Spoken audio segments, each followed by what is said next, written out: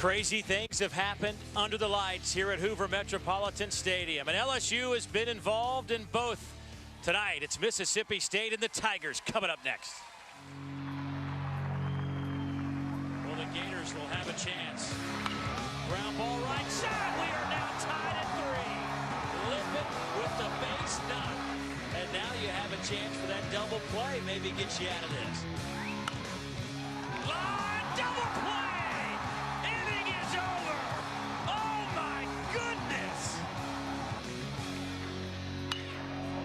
Side, that's through the hole, and LSU has the lead late into the night. They come from behind to win it 5-3.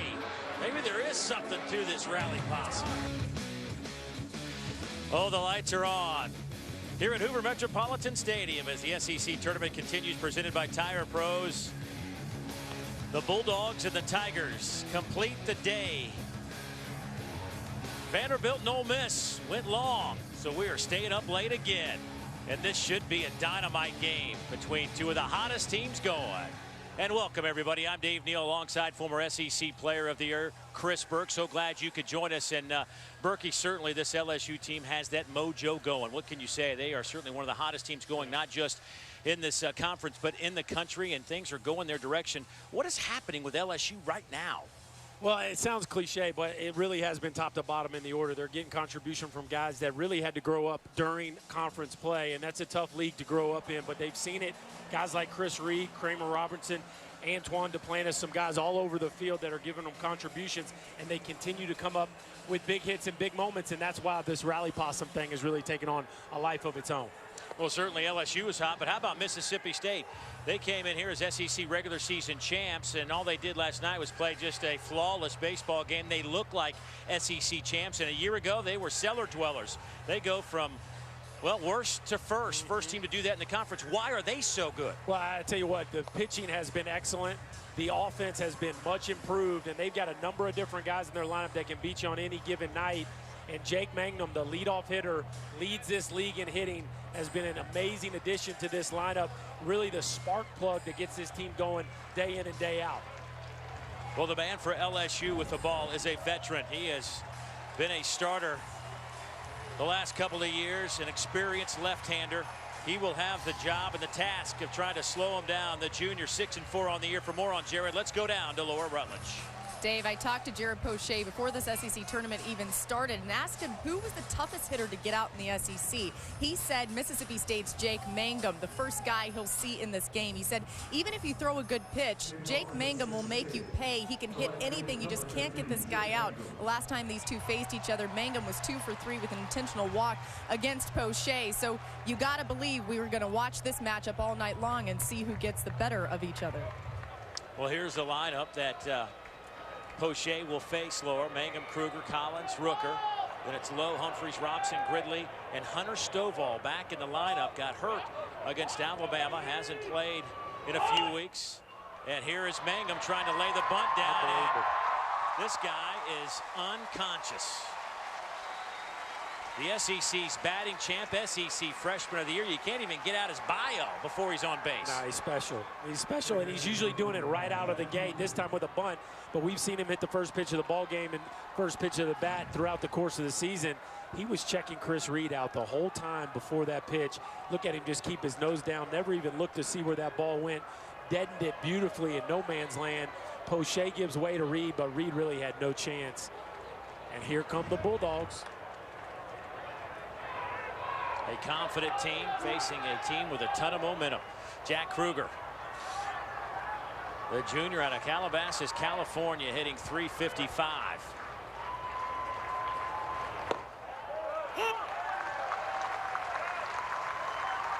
Poche on the year, 78 innings pitched, 64 strikeouts, 32 walks.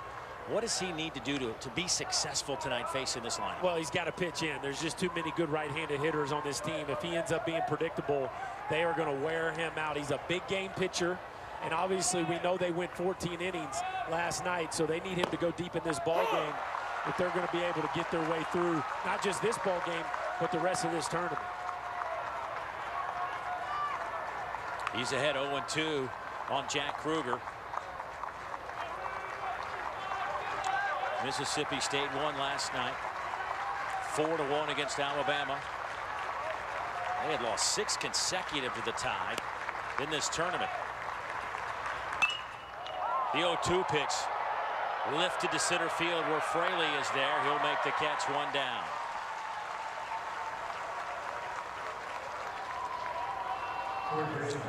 Take a look at this Tiger defense, who has had some miscues here defensively. As a matter of fact, every team has had some miscues. We're on pace for a record number of errors here in the SEC tournament. But Jordan, Fraley, and Duplantis in the outfield. Reed, Robertson, Freeman, and Dykeman over at their first base. Papierski for the 2nd game in a row behind the plate. Jordan Romero with the big game-winning base hit last night. Has been struggling both offensively and defensively. Will sit this one out again for LSU. Wouldn't be surprised if he gets an at-bat late in this ball game, though, because he is some kind of run producer. But yeah, the defense just hasn't played well enough lately to merit a start behind the dish. And Kramer Robertson, who has been really steady at shortstop, has had trouble with this infield as Gavin Collins steps in. The Bulldog third baseman.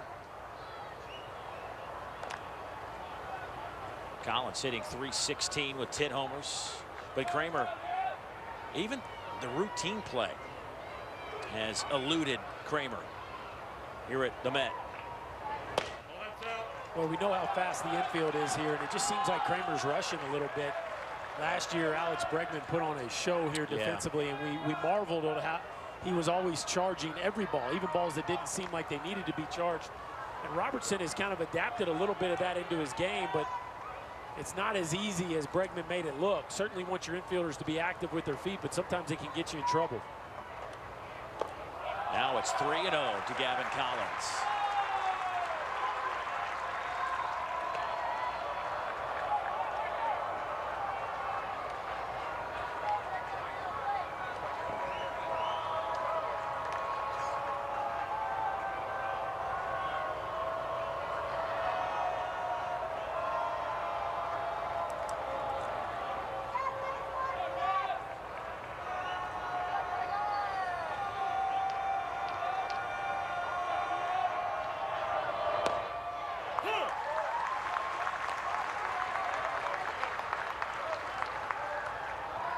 Showing some pop at the bat this year with those 10 home runs. Surprising, though, 10 home runs, only 36 runs batted in. This kid can hit. He can swing the bat. Technically as sound as any right-hander we have in this league. Just makes a beautiful move through the zone, and was actually scuffling a little bit from a batting average standpoint not too long ago, but has raised his average significantly in the biggest games of the season. Continues to come up in big moments, and yesterday was no different.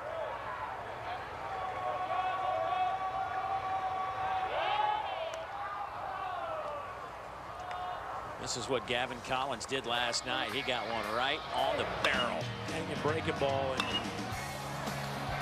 this is a kid that can spin the ball to left field. We talked last game about Colby Bortles and having a hard time keeping the ball in the air, but Gavin Collins gets terrific launch on the baseball and gets great carry. And Poche can't convert the 3-1 pitch, and Collins draws the walk.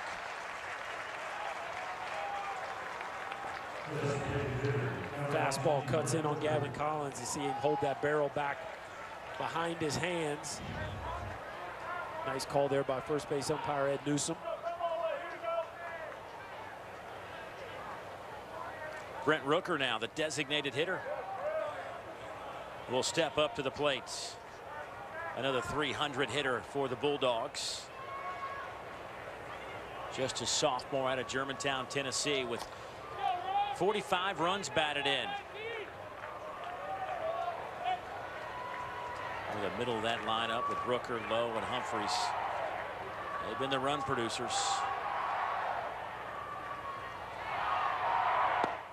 And it sure helps when you have Mangum and Kruger getting on base as much as they do, especially Mangum at the top of that lineup.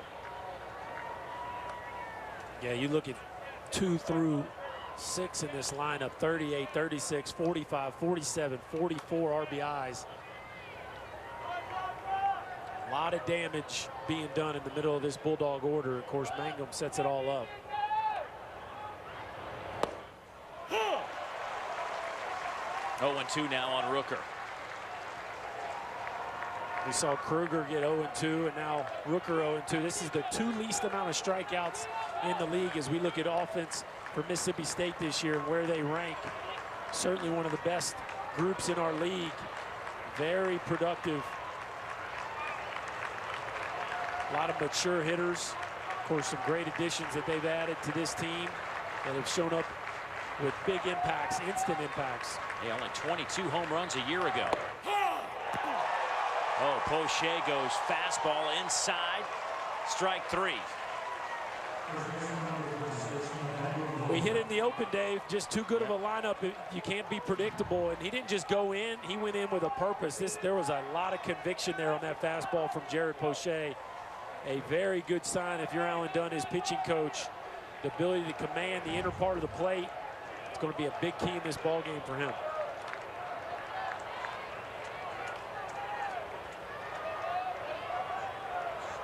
Now Nathaniel Lowe, the first baseman.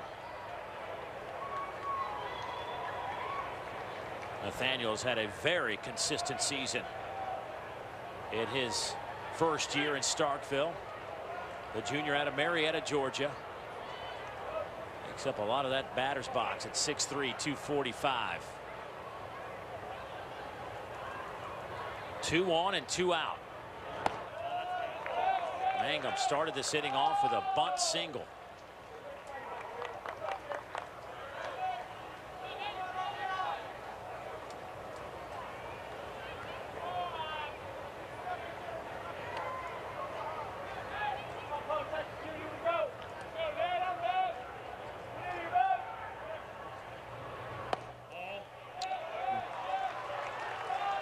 And Poche falling behind again, 2-0.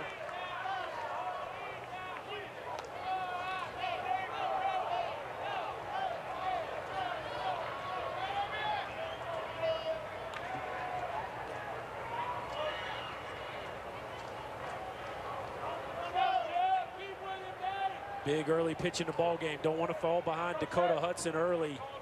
Got to make a pitch right here. 2-0 count against the all-conference, first team all-conference first baseman, Nathaniel Lowe.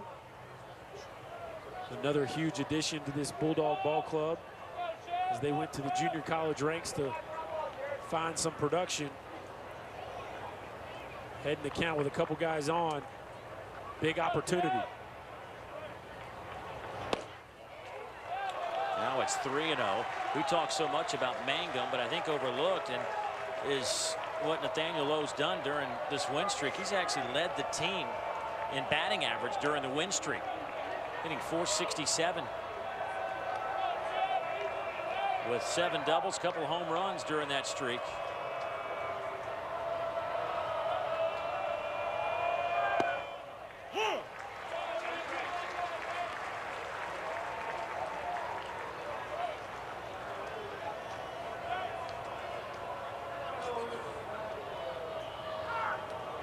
Nathaniel Lowe hit a first inning grand slam versus Poche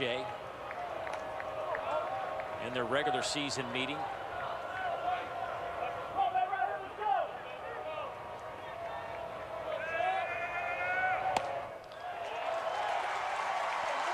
And now they're loaded.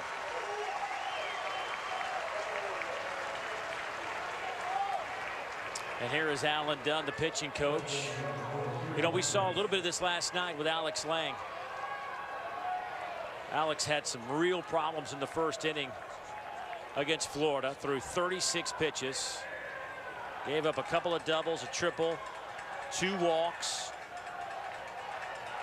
Florida left the bases loaded, scored 2 runs, but left the bases loaded. There is Alex Lang, and after that, and he'll probably tell you that he didn't have his best stuff, but boy, he fought and fought and fought and kept his team in the game, and eventually LSU pulled out the victory after 5 hours of baseball. And you'll see the same thing from Poche. He is notoriously a slow starter in ball games, but if you don't get him early, oftentimes you don't get him at all, which is something we've seen through a number of different pitchers throughout the history of the game. Some of it that first inning, finding your rhythm, especially against a lineup like this that can make it very difficult See how Alex Lang was able to rebound and end up giving them all they could possibly ask. 11 punch-outs against the Gators last night.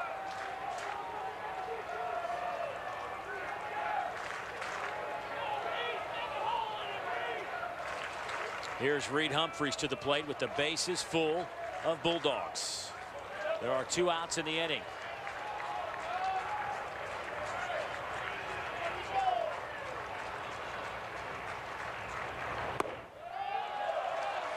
Mangum stands over at third after his bunt single. Collins was walked. He's over at second base, and Lowe just drew a walk. He stands at first.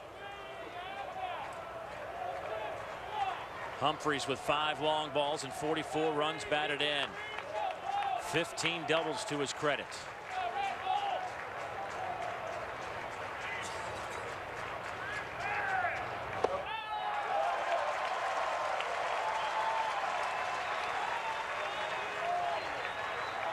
Well, and here's the dilemma.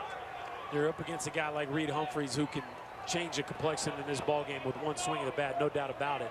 You got the left-handed hitting Robson on deck.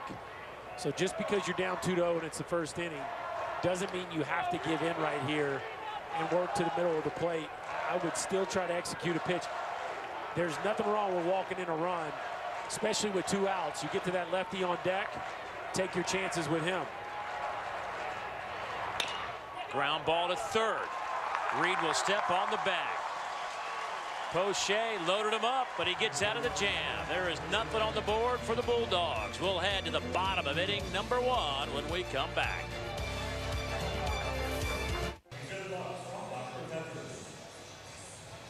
Boy, Paul Maneri and Alan Dunn having a discussion, and that's not uncommon. This is a staff that all are fiery guys. They have opinions, and it's. You know what cracks me up? I mean, every year we talk about this SEC tournament, right, almost like an afterthought. We're always talking about national seeds. Then they get here, and they all want to win this thing so bad.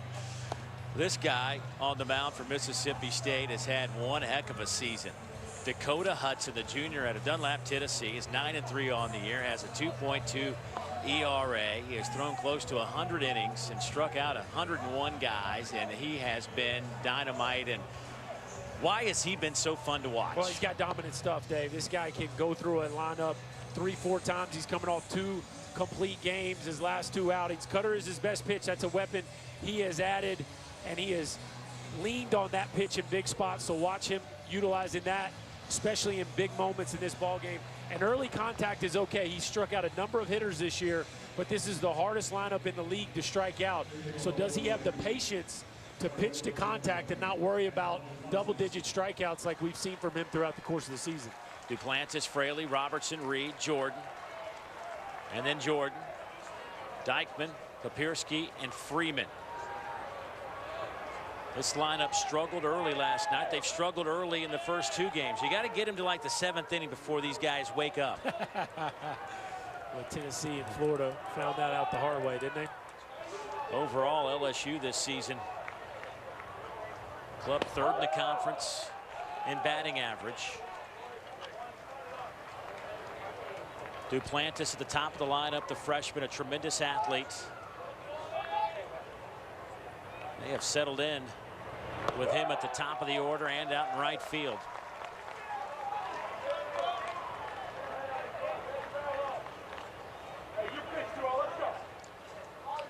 How about our 2 leadoff guys? Just walking into the SEC. Duplantis hitting just .336, settles in right field. Found a home there, and Mangum early in the year wasn't even really playing. No. Trying to figure out how he fit in. Yeah, right. I think he's fit in quite nicely.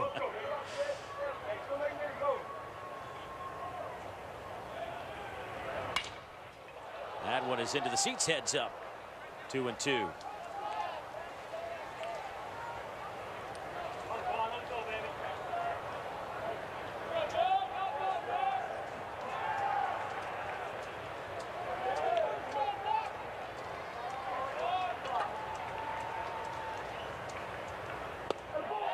Oh, that just missed. Kruger behind the plate, barely moved his mitt.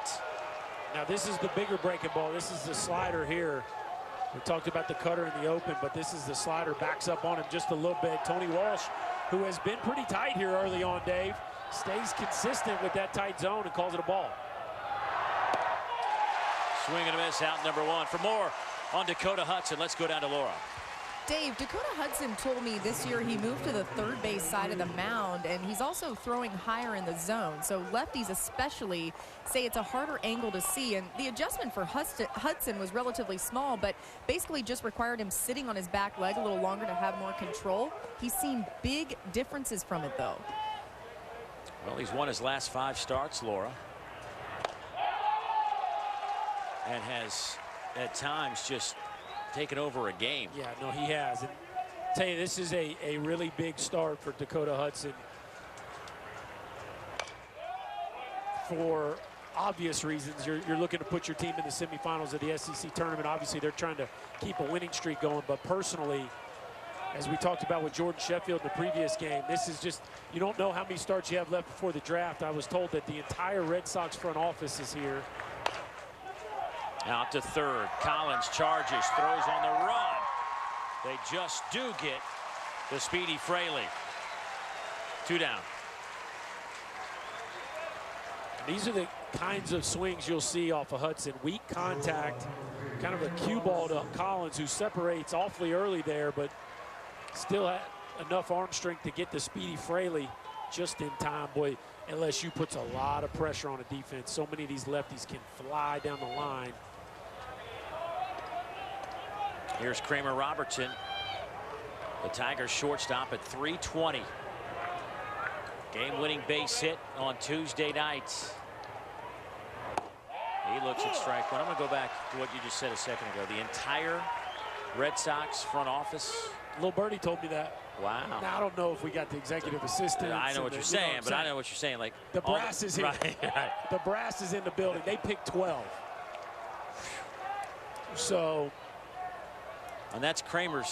Now, she's not part of the Red Sox front office, but she's pretty important. Yeah. That would be Kramer's mother, Kim Mulkey. She's been on Kramer a little bit during the airs, but then she's been fully supportive when he's had those big moments as well. She is the ultra competitive type. Popped him up on the right side. Nathaniel Lowe in foul territory, inning over. A little bit easier for Dakota Hudson, but the results are the same. Zeros on the big board. We've played one.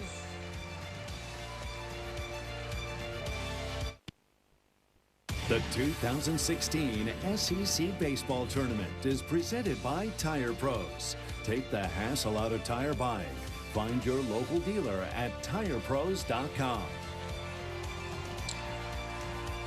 Nathaniel Lowe and the Bulldogs on a roll right now. Their first SEC regular season championship since 1989. They come in as the 3rd-ranked team in America. LSU the 7th-ranked team. Both teams are super hot. Things going their way right now. Somebody's going to walk out of here with a win and a day off. Somebody's going to walk out of here having to play tomorrow.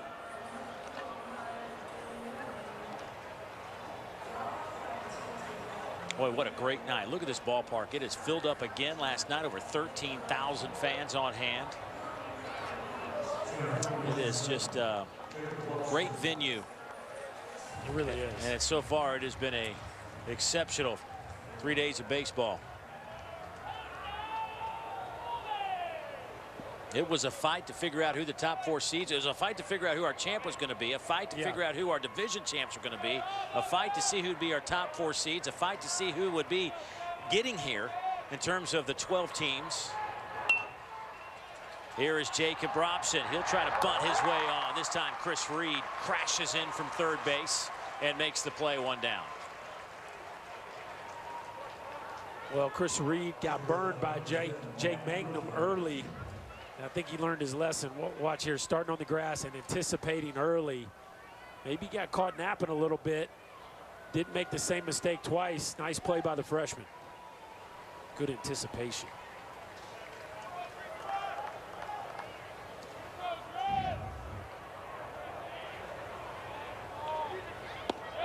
Here comes the 8-hole hitter, Ryan Gridley.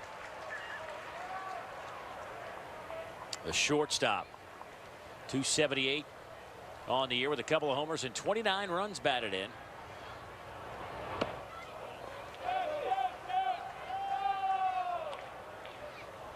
Gridley has played some solid shortstop.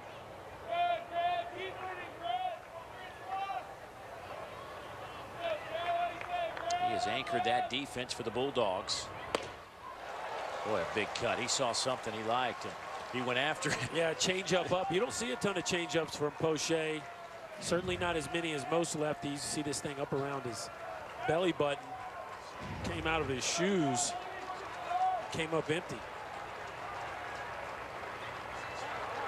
2 strikes in the count, time called.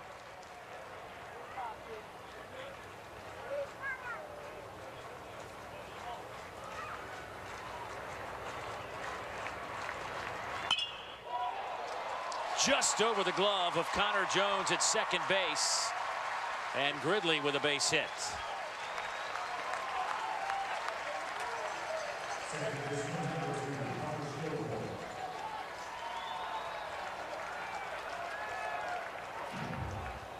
A bullet by Gridley right over the top of Cole Freeman's head. The Bulldogs, boy, I tell you, they just put pressure on you. They're getting contributions at the bottom. Robson bunts, Gridley a tough 2-strike at bat. There's just no easy outs here. Even Stovall, even though the numbers aren't pretty, he will grind out ABs as well.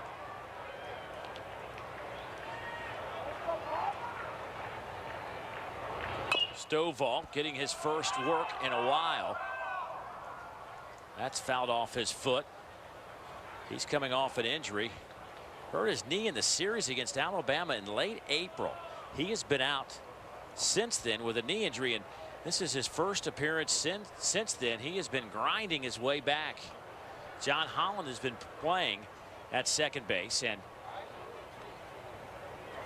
talked to John Cohen right before the game today and felt like this would be a good opportunity for him to get some swings in live action. Yeah, young freshman they have high hopes for. Going to get him back out there in postseason baseball. Fouls another one off. How about your first swing since you've been out with an injury and you foul it right off your foot, and you almost fouled another one off your foot. Just 1 error on the season for Hunter Stovall. And it's not just that he's reliable, he can take hits away as well. Extremely quick, very good range.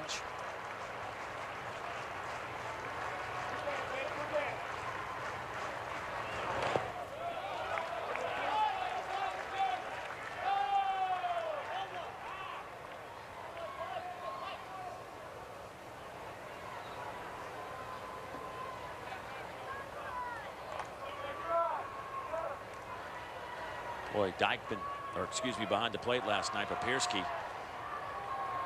caught almost the entire game, took a bunch of foul balls off the unprotected areas, hung in there. But here is Stovall with a base hit to the left side. Welcome back, Hunter.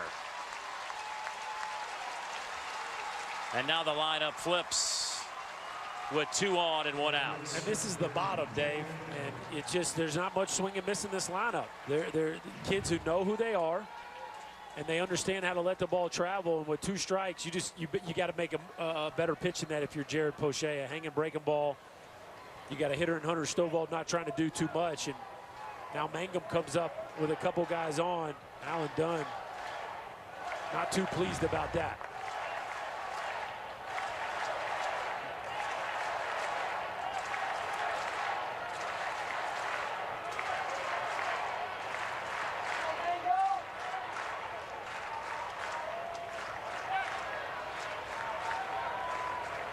Jake Mangum reached on a bunt single to start this game.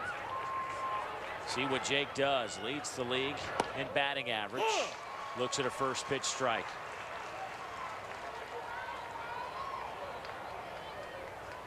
What makes him such a tough out? He can handle any pitch. And the other thing is he's swinging.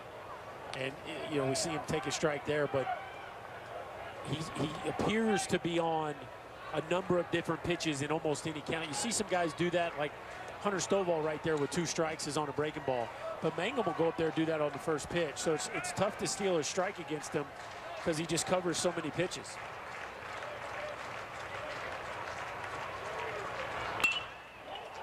This could be 2. The turn. Got him at first. Robertson to Freeman. Over to Dykeman.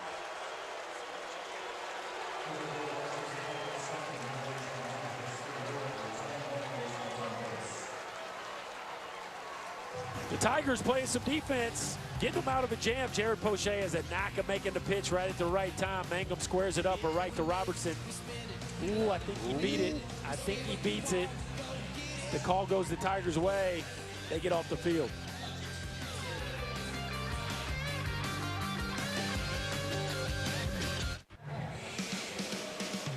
And welcome back to the SEC Baseball Tournament presented by Tire Pros. Bulldogs and Tigers. Dave Neal, Chris Berg, Laura Rutledge. Bottom of the second coming up on a gorgeous night here in Hoover, Alabama, just outside of Birmingham. As we continue with the SEC Baseball Tournament. And yes, the Rally Possum is alive and well.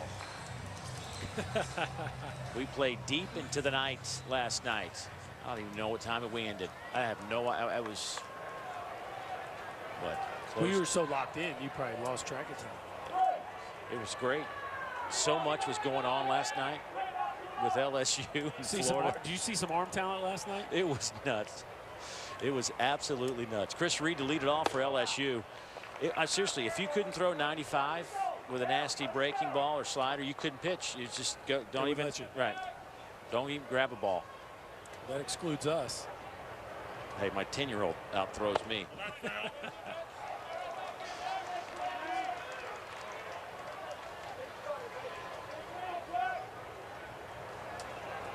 Reed was a big factor in keeping LSU alive last night. Florida looked like they were about to wrap things up. 2-1 to count now on Reed.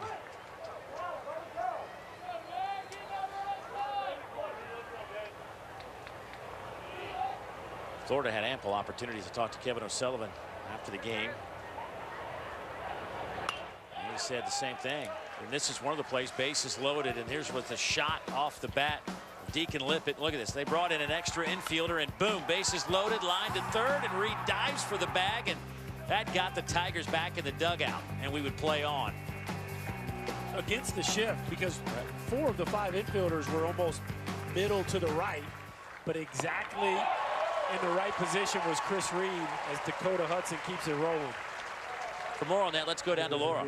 So I asked Paul Maneri why he decided to do that, and he said really it was because it was a do-or-die situation and they were in desperation mode. But he said he really wanted to change the eyes of the hitters. Remember, it was Nelson Maldonado and then Deacon Lippett, and Maldonado did exactly what Maneri wanted to happen when he put the ball in the air. He said that was what he was trying to do and make them think that they need to put it in the air to get it over the heads of the infielders. And then Deacon Lippett they said, look, we got some luck right there, according to Maneri, when he was able to send that ball over to third base. But it was really to change the eyes of the hitters and to just give them a different look, and like I said, desperation. That was in the 11th inning, the bottom of the 11th. There were 2 outfielders. Looking at 2 outfielders in this big outfield was kind of crazy to see. Bryce Jordan behind 0-2 to Dakota Hudson. I mean, there was just so much going on last night. I like it, the mind games. Yeah. Mess with the mind, like it's not hard enough to hit. Then you got to start messing with our minds even more.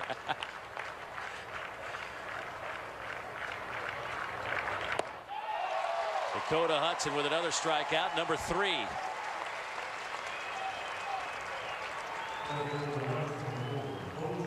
This is the cut fastball. 93 miles an hour on that cutter is what we had here in house. Now, I haven't seen the cutter up in the low 90s, but certainly Mr. Jordan didn't see it very well, and you think you could get that kind of depth and that kind of movement on a pitch at that velocity. I think we're seeing the high end of Dakota Hudson stuff here early in this ball game.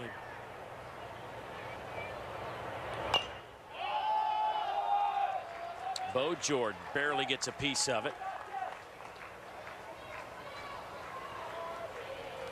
I think the Red Sox brass is probably pleased to this point. The question is he going to make it that long? And certainly there's plenty of other clubs in the house tonight, but fastball up to 97, cutter at 93. Slider at 86. And that ball's a foot outside. It tells you how early Jordan was starting right there. There's a whole bunch of scouts. Both sections behind home plate, all with their guns out, taking notes. They were here last night, the night before that. I mean, this is where you want to come. And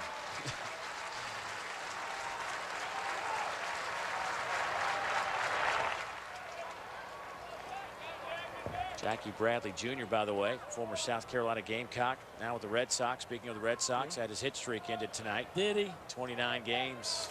He was rolling, wasn't he? It's too bad. What a streak.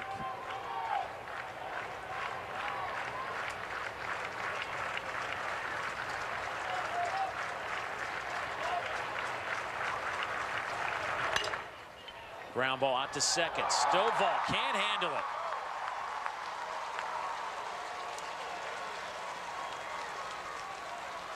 I can't figure this out.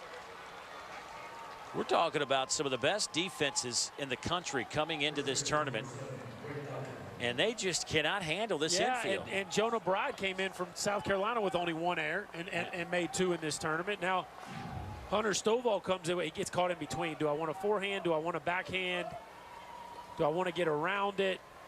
And he turns that glove back too late, where he was set up for a backhand, second-guessed himself. That's the kind of stuff that happens when you haven't been out there.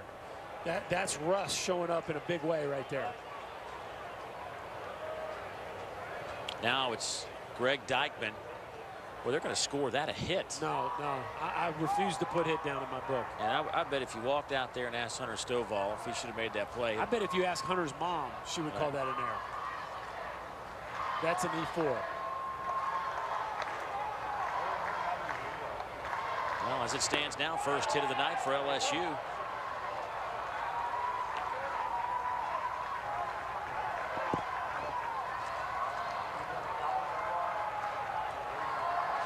Greg Dykman has a home run in this game, and it was a big one in the 9th to tie it up against Tennessee on Tuesday night, in which was a loser-go-home matchup with the Vols. That one is down the line. 1-1 the count now to Dykman. Yeah, there's some special pop in this young man's bat. He can launch them with the best of them, hit a ball on a night where it wasn't really carrying, hit it out of everything.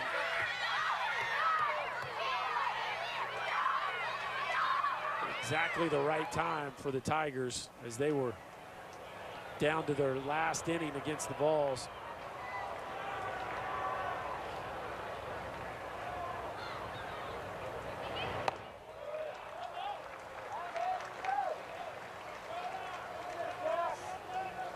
Little souvenir to take home with you. I got to find out how many baseballs they go through here at this tournament. I found out a couple of years ago. I totally forgot, but I bet it is a ton of baseballs.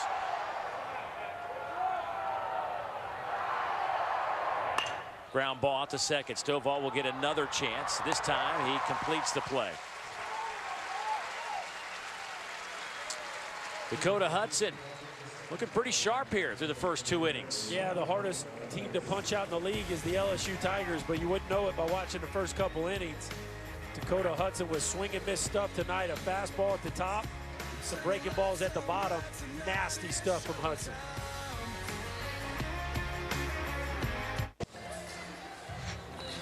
Great look at Hoover Metropolitan Stadium. We are scoreless going to the top of the 3rd inning. It's the Bulldogs and the Tigers. The winner will get a day off tomorrow. Enjoy a little sunshine. Although something tells me these guys will be spending some time at the cages somewhere, taking some ground balls, probably working on the game a little bit. You know, I was talking to Paul Maneri on Tuesday. Tigers don't usually play on the opening night of this tournament. Yeah. But I said, how you feel about it? He says, listen, here's the deal. We'd be at home practicing. We might as well be playing. The guys want to play games. Sure. You know, it's not that we want to be here on Tuesday. We'd like to have a bye, but if we're here, let's play. Might as well play. As we move to the third, Jack Kruger lifts one to center. Fraley tracks it down.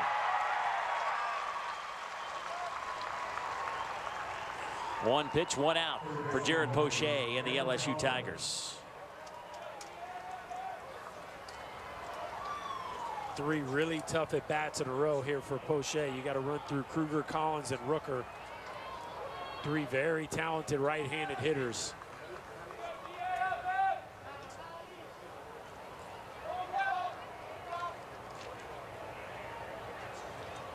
Collins with a nice at-bat, his first appearance against Poche. Drew a walk. He was left stranded at second base. Matter of fact, in that first inning, Bulldogs had the bases loaded, couldn't get anybody in.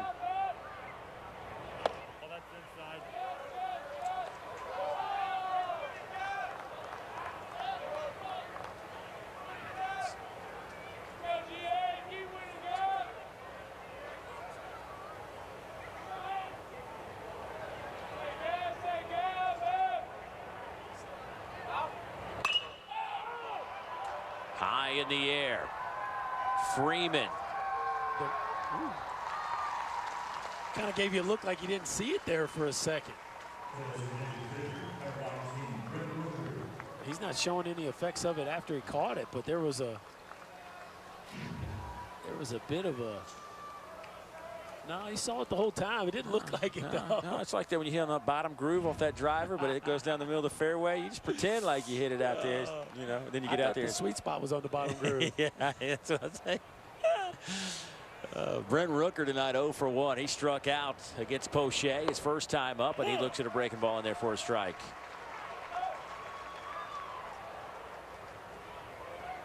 Here comes Jared Poche just settling in. I was thinking the same thing.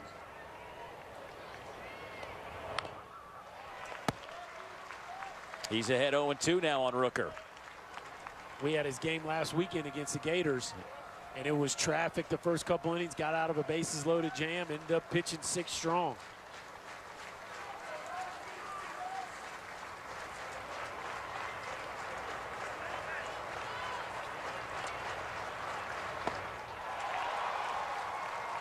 And there's the strikeout. Jared completely different than he was in the opening frame. He has settled in nicely. Scoreless here at the Met.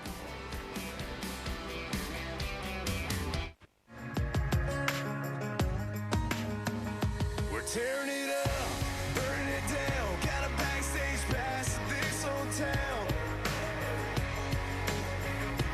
We roll up like superstars. It's the Bulldogs and the Tigers in our nightcap in our winner's bracket game.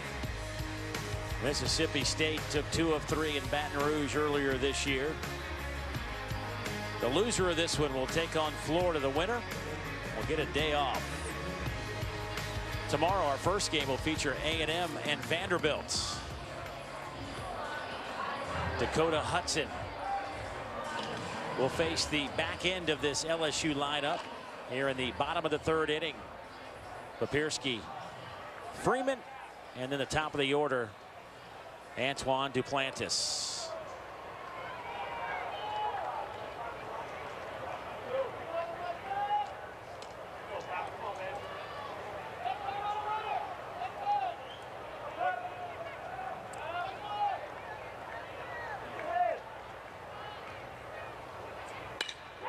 First pitch out to second. Stovall now has had a couple of opportunities and has converted after that. One we still consider is debatable whether it was a hit or an error. It was. It's not really debatable in our eyes. You're right. I was trying to be gracious, but Man, and look, I love stick up for middle infielders. Hunter, I love you, dude. That was an E4. But we've moved on. Made a couple nice plays since. No, you and I haven't moved on. Everybody else has moved on. I keep looking up and seeing Dakota Hudson. He's got no-hit stuff tonight. Usually that first hit is clean. Right.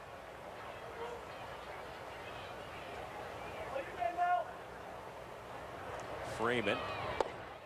He looks at a strike. He sinks it, he cuts it, he can run it up into the mid to high 90s. Got a bigger breaking ball as well. Boy, pretty polished arsenal from Hudson. Now there's your There you clean go. base hit. There you go. Now I can get over Right, it. now we move on. It's over. Right.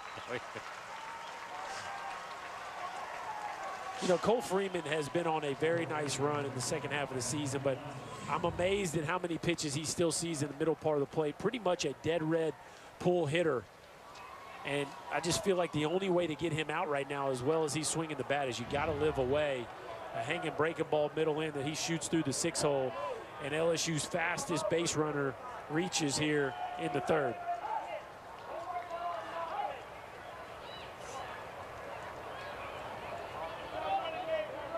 Antoine Duplantis.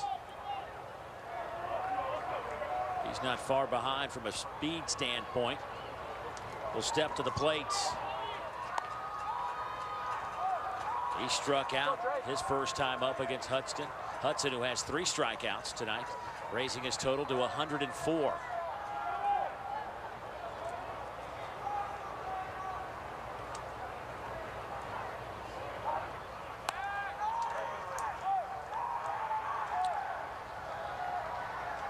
Freeman, 24 stolen bases on the year. He's been caught 9 times. You surprised he's been thrown out 9 times with his speed? My guess is a handful of those are pickoffs. Yeah. Because there's a base hit by Duplantis, and Freeman will stop at second, and wisely. and a big part of Antoine Duplantis' success has been that result right there where Cole Freeman gets on. It opens up the right side of the field. Duplantis can hit a ground ball in the 4-hole, and this is what I was talking about, early contact with Hudson. This is a tough team to get to swing and miss, and even though he came out with 3 quick punch outs, this is the kind of LSU that we expect, putting the ball in play and trying to force the issue on the base pass. Back-to-back base hits, and you have a team meeting.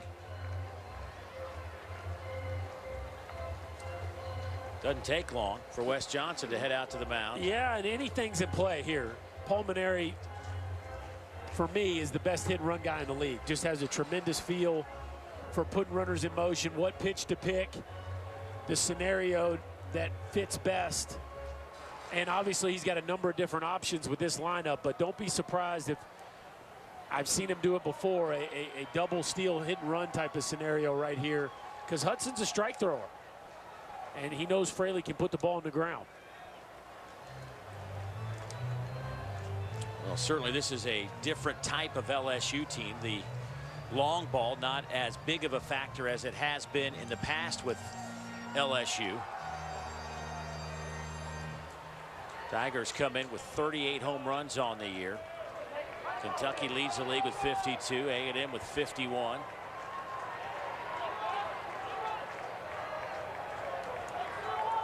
Producing runs different ways this year for LSU.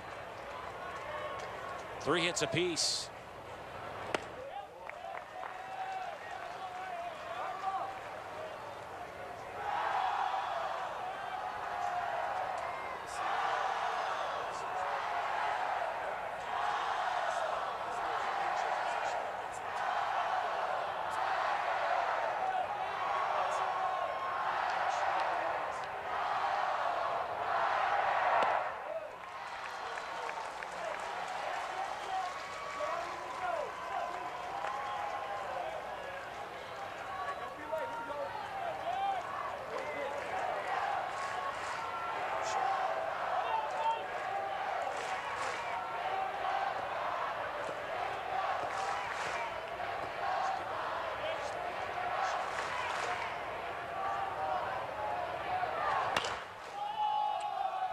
2-1 the count now to Fraley.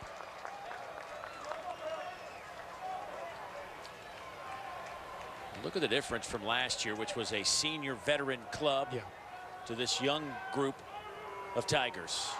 And I tell you, early on, there was some real question marks whether the numbers would end up being even that good, as you see there on the right in 2016. But Andy Cannizzaro, there you see on the left part of your screen, has done a great job with this young group.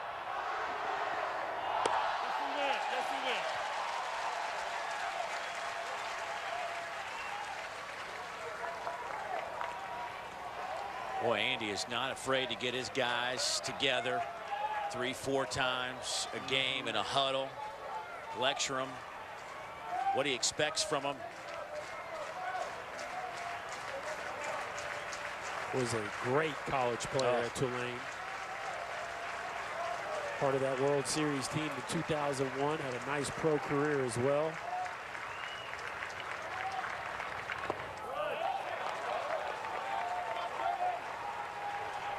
Tough guys to put away in this lineup. You see Fraley spit on a cutter right there, and he didn't even offer at that. LSU looks a little more comfortable this time around.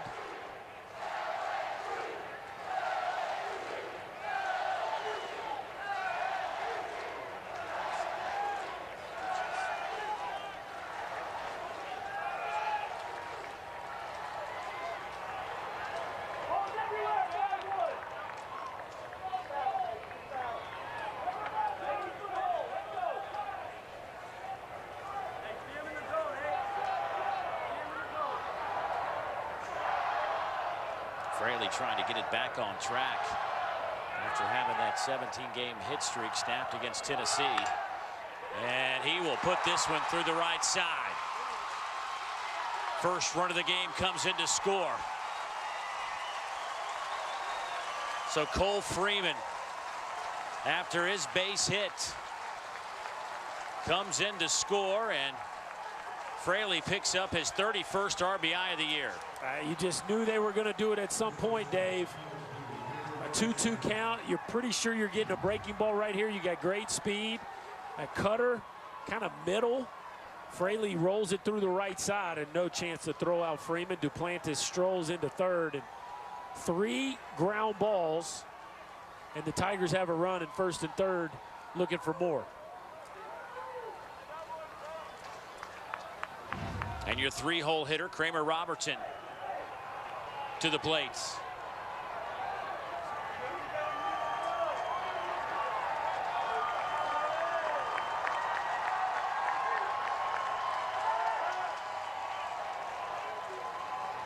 Yeah, this is a little bit what LSU did. Now, obviously, we're not that far down the line yet, but a ton of ground ball base hits against Dakota Hudson the last time they squared up in the regular season.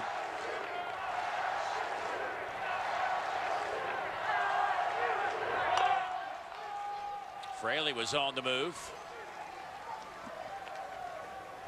Kramer Robertson was a hero on Tuesday night. Dykeman tied it up with a home run, and then this base knock from Kramer Robertson. And then he had to really run, because here comes the other guys out of the dugout. Well, when you hit the game-winning RBI, you better be able to be ready to celebrate. Mama was happy.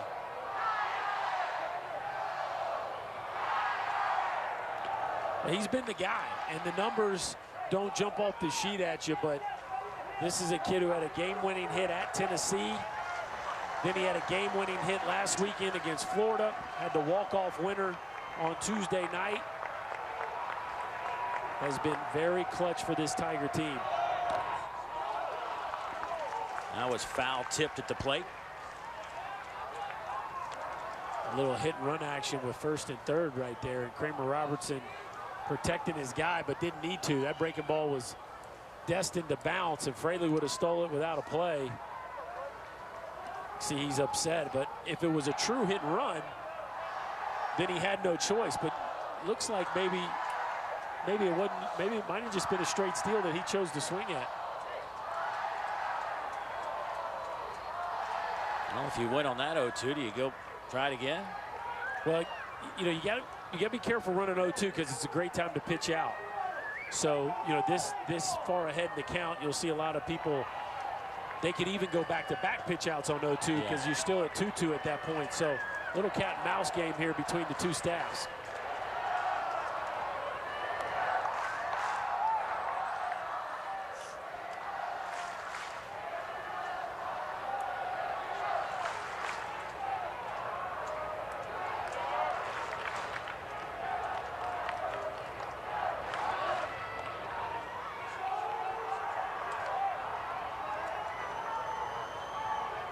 LSU in their first 2 games. Took them a while to get cranked up. Putting runs on the board. Got the rally possum going early tonight.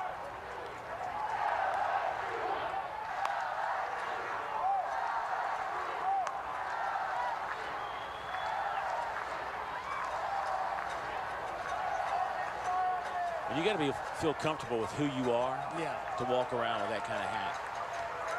It's a good look, man. If you're a Tiger, if you're a Bayou Bengal, that is a good look right there. They get the strikeout of Robertson on the 0-2 pitch. He lets it go right by him. But Fraley takes off. He winds up at second base. A little front door breaking ball here. Freezes Kramer Robertson, and that's why it's so hard to be a hitter. That's not even the pitch he's trying to make. Kruger set up away, and ball backs up on Dakota Hudson, but sometimes even mistakes when you got stuff this good can lock a hitter up. Chris Reed fouls it back, and now Hudson ahead 0-1.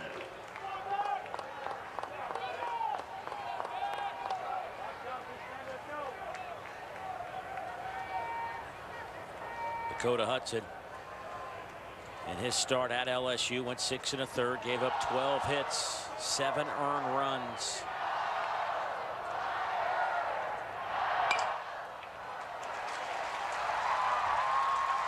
That'll do it. He gets out of that jam, but Doug gives up a run. The Tigers will take an early lead. Let's see what they do with it.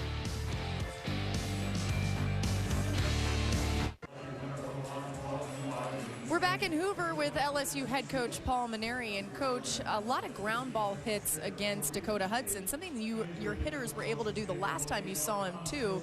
What types of adjustments are they making?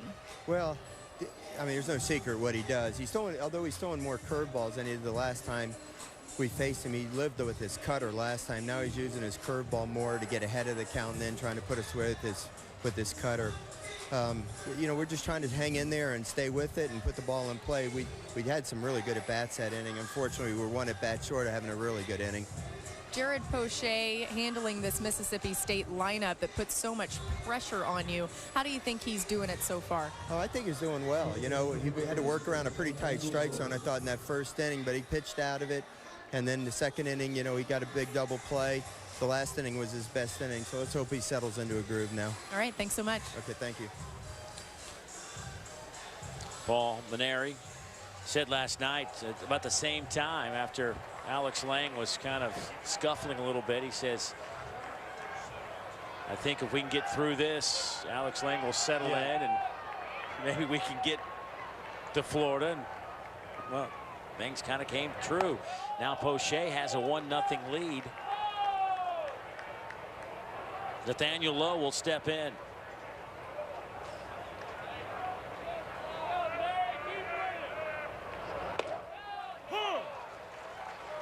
One and one to the Bulldog first baseman.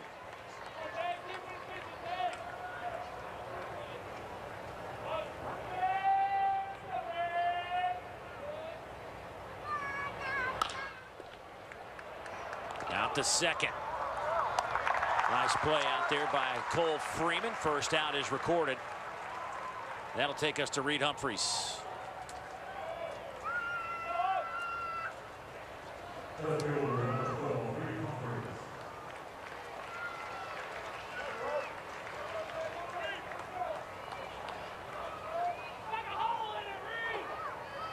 Humphreys Been a nice two-way surprise for them. Yeah, he has. Come out of the bullpen, close some games out for him.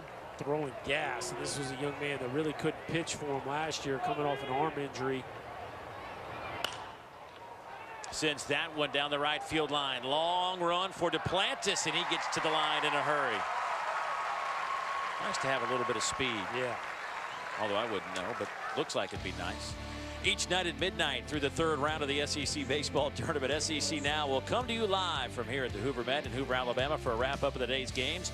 Our all-star team will provide you all the highlights, analysis, and interviews. And as always, SEC Now is streaming live on Watch ESPN and on the ESPN app. Remember a day we were out and about, you and KP had a little foot race. Yeah, how'd that? I'm just trying to remember. How'd that go? Remember that time? The only person missing that I wish was there was Dari. We saw Dari out there working. I just wish Dari was there to witness that exhibition of speed. Dari, I wish you'd have seen it, buddy. He's locked in right now. Yeah. A foot race between my man KP and Chris Bird, folks. It was one for the ages. KP, didn't KP race a youngster in the neighborhood just recently and went down with a shoulder injury? Yeah, he needs to stop racing people. Jacob Robson, 1-1 with the Bulldogs center fielder.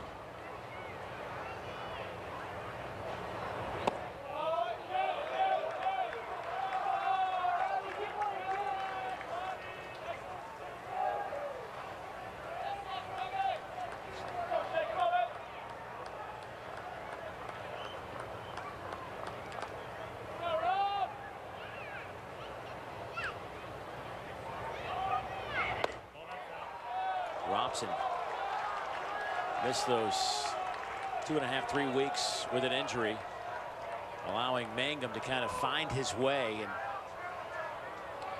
And you never want to miss one of your leaders of your team, but certainly as you look back on it, such an advantage to get Mangum out there every day. Out to second again. Freeman knows he has to hurry. Poche looking sharp, folks. Tigers lead it 1-0. When we come back, John Cohen will visit with Laura Rutledge. Stay with us.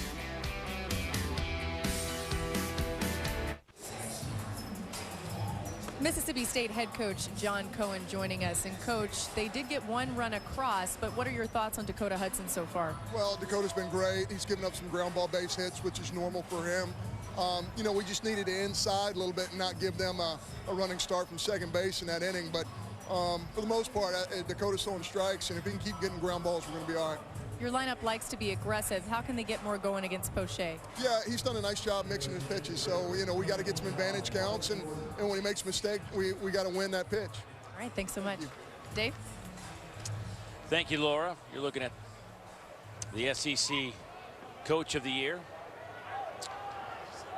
They picked up their regular season championship this year. Had to wait until the final day of the regular season to do so, but what a celebration over at Dudy Noble. Last championship was in 1989. Bryce Jordan with a base hit through the left side, had just enough on it to get it past Gridley at shortstop. Well, this is bizarre positioning here from Gridley. Look how shallow he is here as this ball is hit. And against the slow-running Bryce Jordan, Ryan Gridley gives up a ground ball base hit because he's playing so shallow. Bizarre with nobody on it and a slow runner up to bat.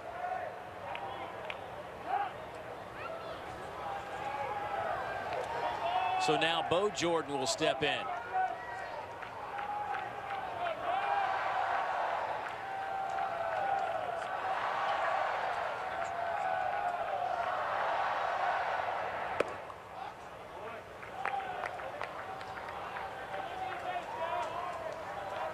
You play a little small ball here. Just try to push one across in the bottom of the fourth. I know you're kind of hemming and hawing over. To me, the Jordan brothers are a couple of guys that you can actually leave the yard with. Now, I know he likes the way Dykeman swung the bat here of late. Right. So maybe he feels like his matchup's much better with the left-hander Dykeman than to try to get something big from Jordan. So I certainly don't think it's a bad move at this point in the ball game in the fourth. I don't know that I would do it, but I think he likes the way his left-hander's throwing. He wants to give himself a few more run-scoring ops.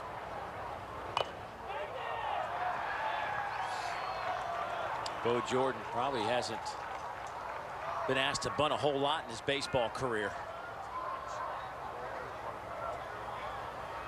You know who I loved watching bunt last night? Hopefully you saw a little bit of that, but Mike Rivera, he just, when he's asked to bunt, boy, he gets out there and he just. Yeah, with ease. Yeah. Florida's catcher. One sacrifice this year for Bo Jordan. That's a nice job by Bo, and it's mishandled. Safe at first.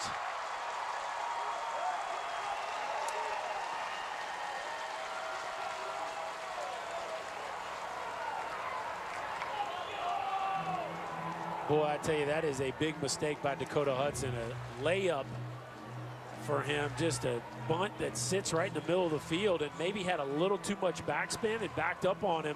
He almost saves the day there with a last gasp effort, but watch this ball kind of back up a little bit. I don't know if it hit the brakes on him or what, but certainly appeared to be a pretty harmless play that he botches, and now the Tigers got something going again as they continue to put some pressure on Hudson.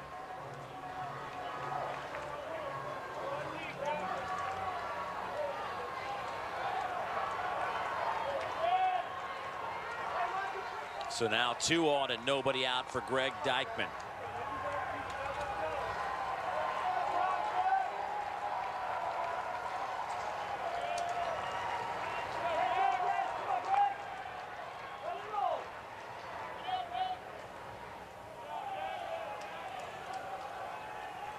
Dykeman grounded out to second base his first time.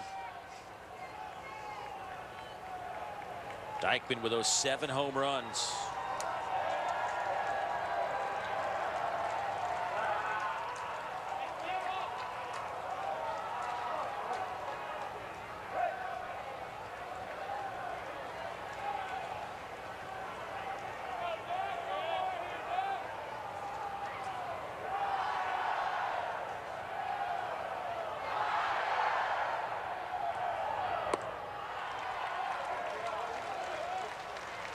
They start him off speed away.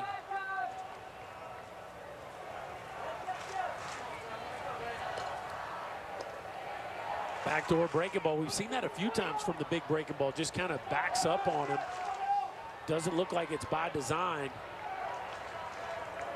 Now in a plus count, I got to believe Dykeman's swinging the bat. He keeps going to that inside move, but you know, there's a difference between a quality inside move and just turning straight to second base. You're not really gaining any information there.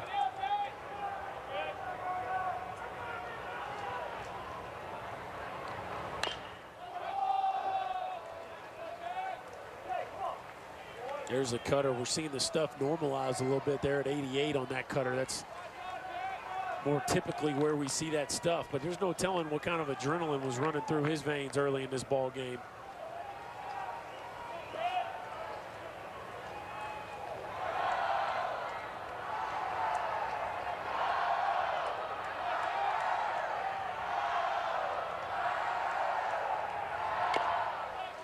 Two strikes now. Dykeman did this on Tuesday in the 9th in a 1-run deficit. Boy, he got all that in. I was in the crowd, Dave, and as soon as he hit that ball, I knew it was out of the stadium. And Brody Leffridge gave chase, but there was no reason. That ball was way gone.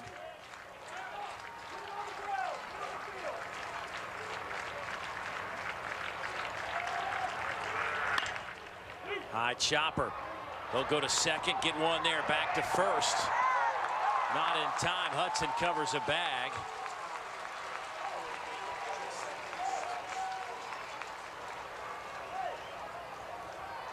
Runners at the corners now. 1 out. Good footwork here from Nathaniel Lowe. Watch him start to turn his body before he even catches that ball. Sets himself up to make an easy throw to second base. A lot of times you'll see first baseman catch the ball and then try to 360. He started to turn before he even caught that baseball. Effortless transition there from Lowe.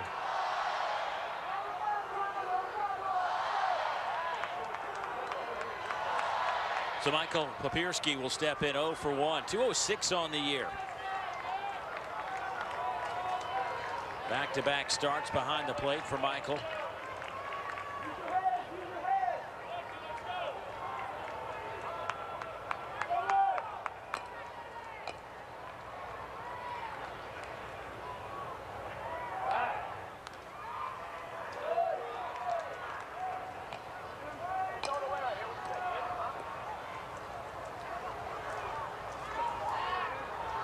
Mississippi State will slow the game down.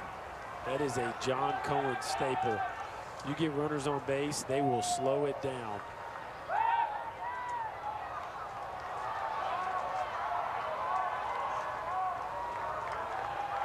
And you get what out of that? Well, I would say you're trying to gain some information and potentially try to shorten the lead of the base runners, but to a certain degree, it's almost for annoyance purposes. I truly believe that. That's in there for a strike to Papierski. I mean, just kind of get you mentally off your game. Yeah, I think he's doing it, we heard from Paul Maneri. He said he brought in a fifth infielder last night just to mess with the mind of the hitter. And I think John Cohen, when you start to get a rally and you start to get traffic on the base pass, he wants to slow it down. He wants to let you know how aware he is of what you might do and maybe get you second guessing some of your normal strategy. Oh, did that hit his hand? Papierski bouncing around. He squared up to bunt.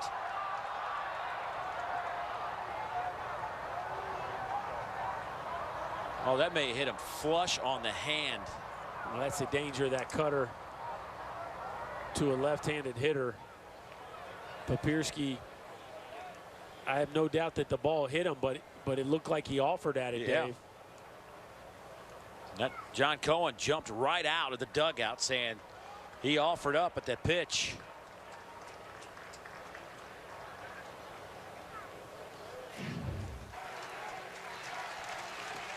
Foul ball right here.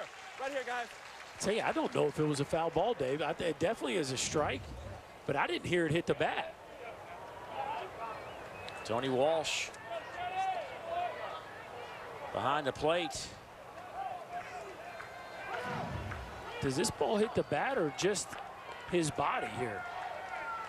I think it just hits him straight in the leg.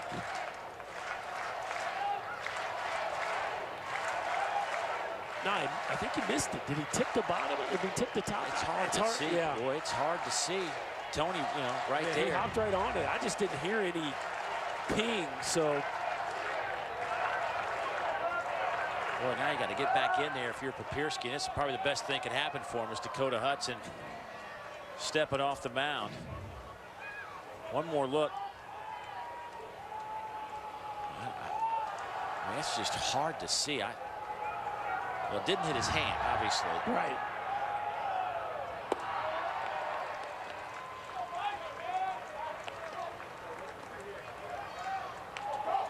It's a guy that hadn't bunted a whole lot, apparently. No. And I like the pitch call, though. If you throw that cutter, the difficult pitch to bunt, especially when it's borne in on your hands. Jordan's over at third. Dykeman's over at first.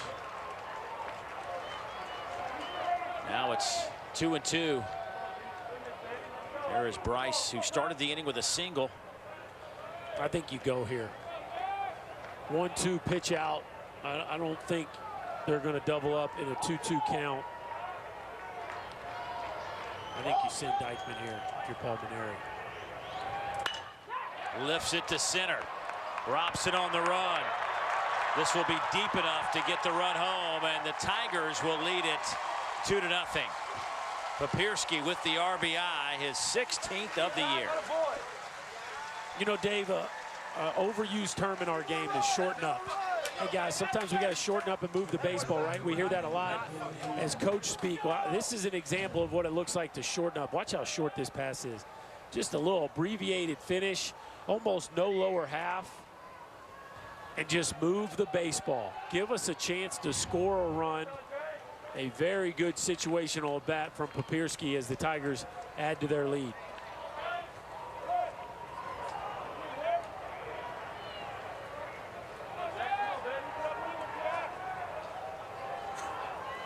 Nine-hole hitter Cole Freeman singled and scored in the third.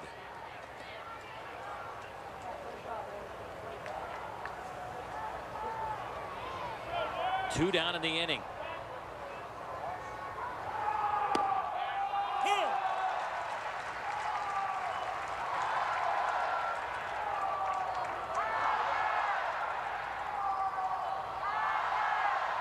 And again, it's like last night. It's, you know, last night Florida had the bases loaded. They played at 2, but had a chance for a really big inning and couldn't get more than 2. Bulldogs had an opportunity, bases loaded in the first, couldn't get any across on Poche, and now they're behind 2-0 here, and Jared's looking pretty sharp on the hill. 2-0 count. Yeah. Bases loaded, 2-0 count with Reed Humphreys, and since then it's been all Tigers.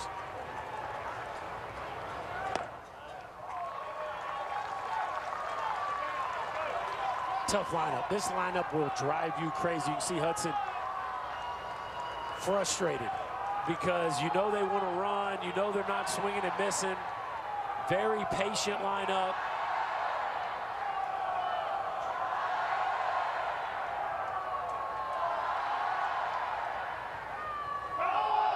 Runner goes out to short. Gridley airmails it.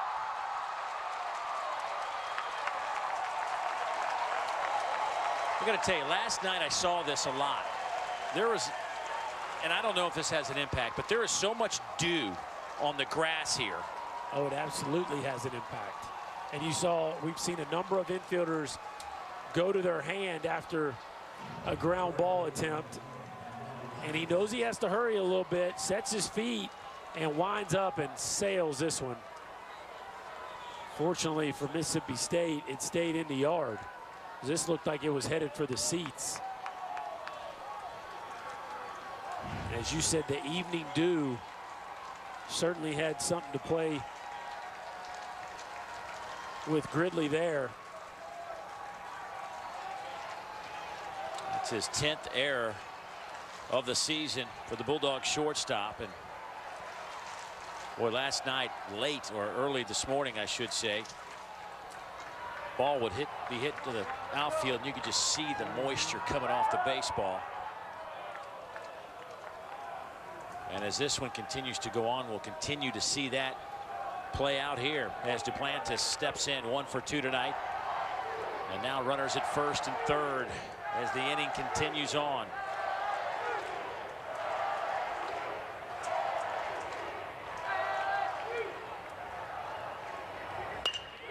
To center field. That'll get another run home. It's 3-0 now, LSU.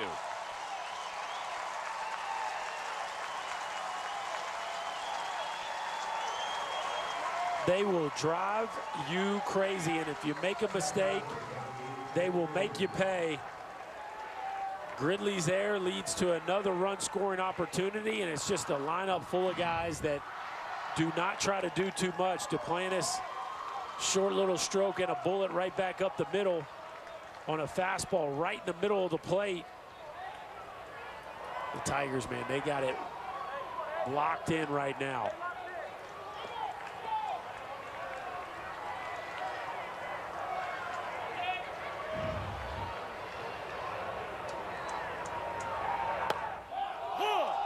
There's a strike to Jake Fraley. Mississippi State has won 12 in a row.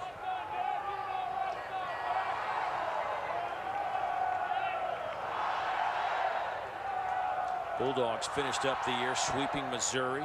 They swept Auburn. They swept Arkansas.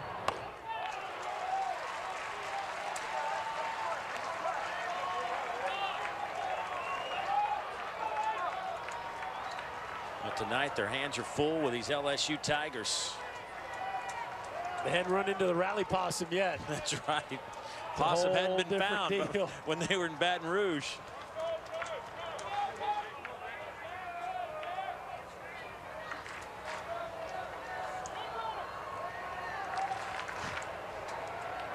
I mean, that's just solid right there. Oh, Come that's on. beautiful.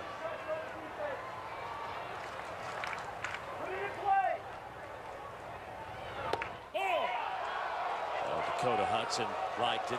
Jack Kruger liked it. The only guy I didn't like it was the one who's got the decision on all of it, Tony Walsh. I love how they keep coming in. Look at this front door two-seamer. Throw it right at the front hip. Work it back. Really good pitch there from Dakota Hudson.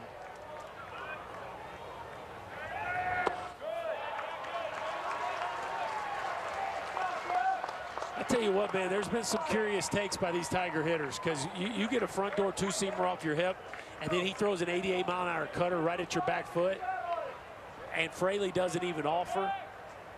Makes you wonder if they have something on Hudson. Some of these takes are a little too comfortable.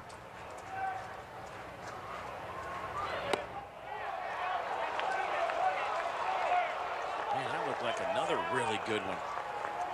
This one he didn't get as much comeback on.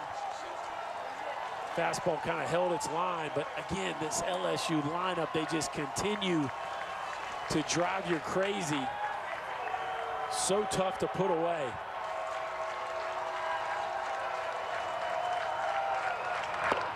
Swing and a miss. Dakota Hudson gets the strikeout, 5 of them, but some sloppy play though. Leads to a couple of more runs. It's 3-0 LSU. Yeah, you're just not going to get away with mistakes against the Tigers. Dakota Hudson can't field his position. Ryan Girdley throws one over Nathaniel Lowe's head, and LSU adds 2 more runs.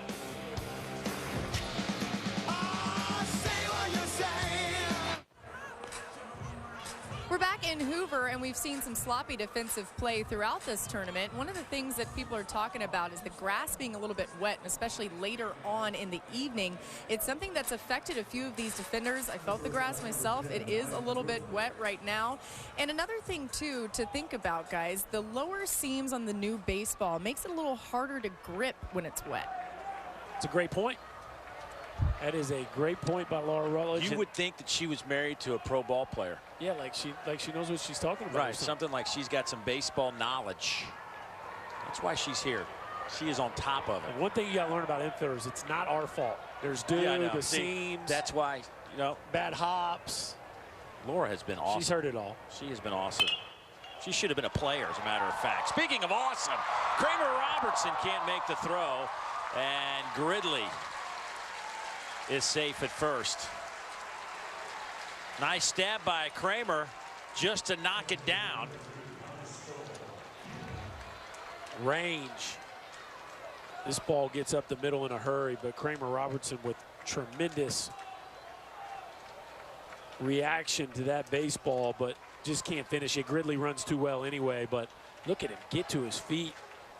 Throw just a touch up the line. Good job by Dykeman to come off and catch that baseball, but Robertson showing you some range. Now it's Hunter Stovall, the 9-hole hitter. Would you think Laura would have been a great ball player? Oh, no doubt about it. High baseball IQ. What position do you think she'd have played? I got her maybe like center field. Yeah, that's what I was thinking too. Would she have been on your all-hair team? You better answer that one carefully. You better answer that one carefully. Like, no, obviously, KP and I are just watching a little ball down here, aren't we? How are we doing? Who are we talking to? I set him up in a bad way there, guys. Yeah, I know. Well, obviously, KP would never be on the Chris Burke all-hair team. No. No. No.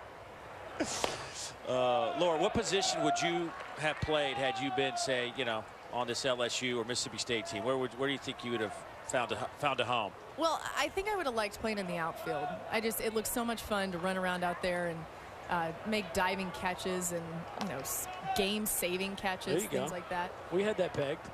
Oh, I was talking to KP. I didn't even know you guys said that. Oh, okay. That's great. Yeah. See? KP, look at KP waving to his fans. I think he's on the all-hair team. Yeah. Throw that out there. Oh, my goodness. It's a bad all-hair team. Tell you what, this Mississippi State club right now, though, they better find a way to get some hits together somehow, some way, because Poche right now, this is the first time he's kind of been behind an account 2-0, and if you're Stovall, that's a base hit tonight. See if Mississippi State tries something here. See if they go with a hit and run here on a 2-0 count. This is a double play ball. Robertson. That was, oh, they're going to say off the bag. Dykeman's foot came off the bag. That's not the first time we've seen that this year. It happened against Mississippi State in Baton Rouge, and it cost him a game. And Kramer's just trying to figure out why he stretched so much on a ball that wasn't all that close. Frustrated that that play wasn't finished. See him trying to talk to his young first baseman. Take a look at this, see what happened. A tailor-made 4.63 as John Cohen decides not to send the runner.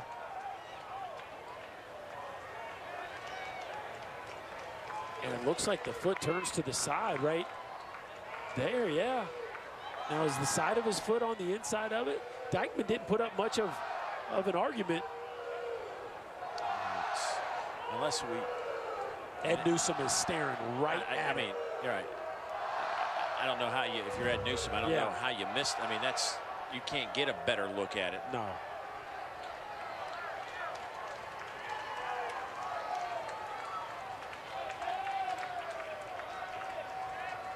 Boy, that is a tough break because you can't get a better double play ball. This time, runner does take off as Jake Mangum steps in. Well, and Mississippi State got away with one because 2 outs and nobody on with Mangum up sure does look a lot better than the middle infielders being in double play depth and some holes being open with the league's best hitter up to bat. And all these dudes in the middle of the lineup ready to get their shot at producing some runs for a Bulldog lineup that hadn't been able to scratch anything out to this point.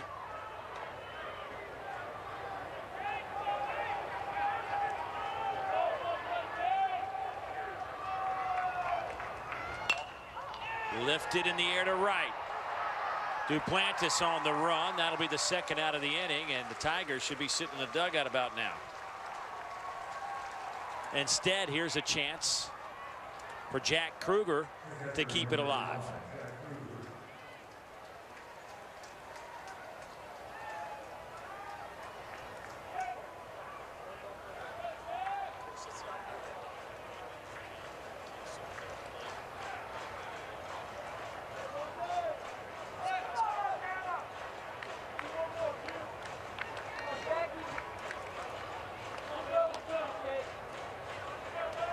Kruger 0 for 2 tonight. Poche 53 pitches.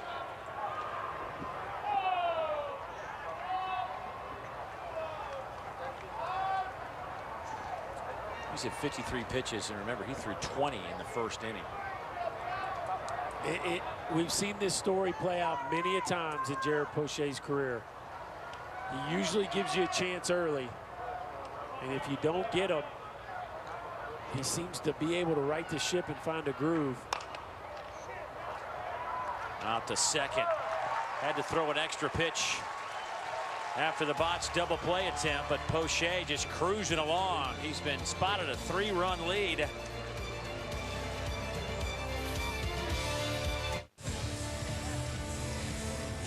Hey, Wednesday at 7 o'clock Eastern, SEC Inside grants you an all-access pass to the SEC baseball tournament for never-before-seen footage and sounds from the semifinals and championship game. SEC Inside right here on the SEC ESPN network. It's also streaming live on Watch ESPN. 7th-ranked LSU leading Mississippi State 3-0. The two hottest teams going in the Southeastern Conference, going toe-to-toe. Our umpires having a little conversation with some of our young fans about keeping the baseballs outside of the playing field. Let's have a good time. But let's not interfere with the ball game. That was Jeff Head down there, leading the seminar on proper etiquette. I tell you what, a great area down there. Kids have a ball, but it's so downhill that it's pretty easy for a ball to get out of one of their hands and onto the playing surface.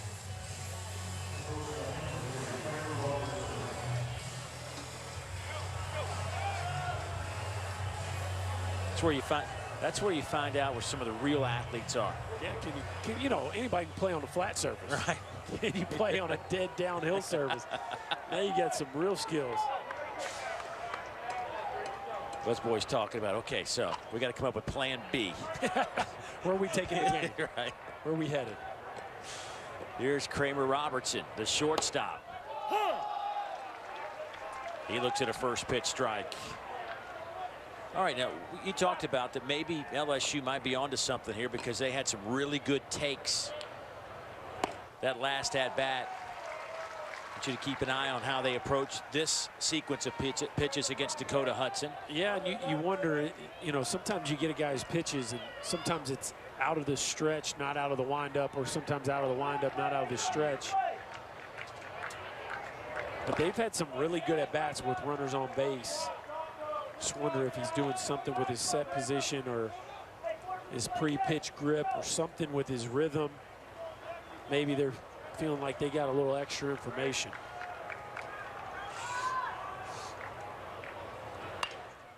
Right back to Hudson. One down.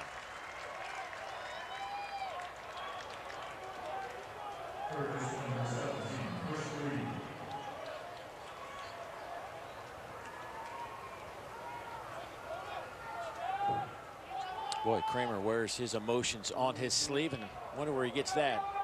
A little fiery. Just a little bit.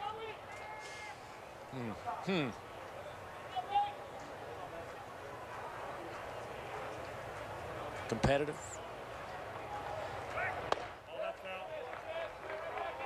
He's an amazing story, he really is. Wasn't even the starting shortstop to start the season, and last year was kind of a forgotten man. He got some starts his freshman year. Last year kind of fell out of favor. This year there was basically an open competition. He started at second and went to short. Has been a huge part of their turnaround.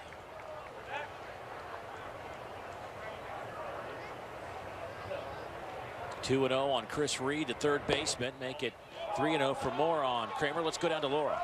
So, guys, Kramer Robertson really isn't that emotional of a guy. He's not exactly like his mom. He said he became more emotional when he realized that this team needed that.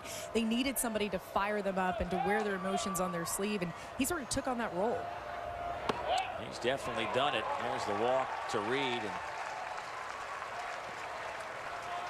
you know, you need one of those guys. I think, you know, you look at Alex Bregman, who was just, you watched him grow as a player, and he just was one of those baseball guys that just wanted to be a gym rat, for lack of a better word, and he kind of grew into a leader. Right. As time went on. I agree to that to a certain extent. I think you can't be somebody you're not. Right. And your teammates will call you out on being a phony if you're trying. Nobody's going to be Alex Bregman. So Kramer Robertson has to be the best leader he can be, and the more productive he is, and obviously running out there to shortstop every day puts him in a leadership position, whether he has those qualities or not. But to show emotions, one thing. To try to be Mr. Rah-Rah is a different thing if that's not who you naturally are. But obviously, whatever leadership role he has grabbed hold of has worked, because this team has really played well down the stretch, and he's been the middle of all of it. And Paul Maneri just spoke glowingly about how he has matured this season. You play short, you hit third, you've come up with the clutch hits. Just naturally, you got to be that guy, right? You hope so. You know, you hope so. Sometimes we try to put that on people. Not everybody's that guy, right? You see, I feel like everybody wants that out of quarterback. Sometimes they're not that guy. But what I'm saying is you almost better be that guy. You would think. You would think. I think there's a lot of guys that play with a fire and might not show up externally as much as you realize is going on internally. Right. And if you look at point guards or quarterbacks or shortstops, some of them fit a very similar mold and some of them don't. Doesn't make them less of a leader. It just makes them, you know, kind of unique. And again, I think when you start asking guys to do things that they're not comfortable with, that can almost be detrimental. Maybe they wind up not being your shortstop and three-hole hitter. Because they're trying to do something that's not comfortable to them.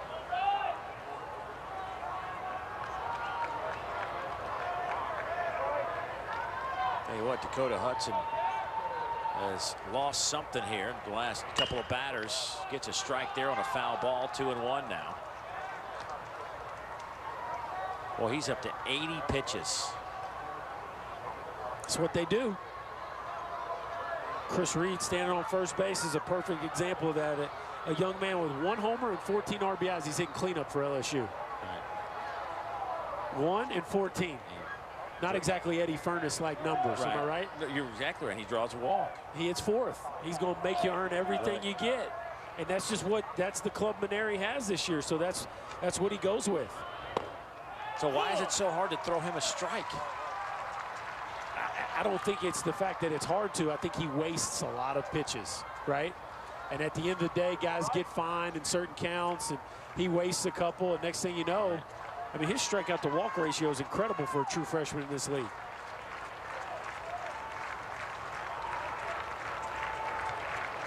Here's the 2-2 to Bryce Jordan, no pitch.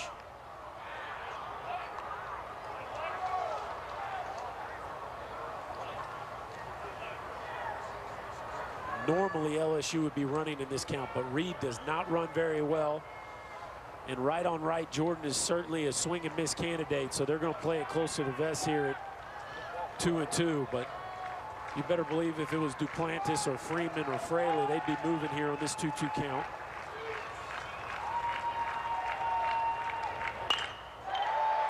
Out to center field, Robson.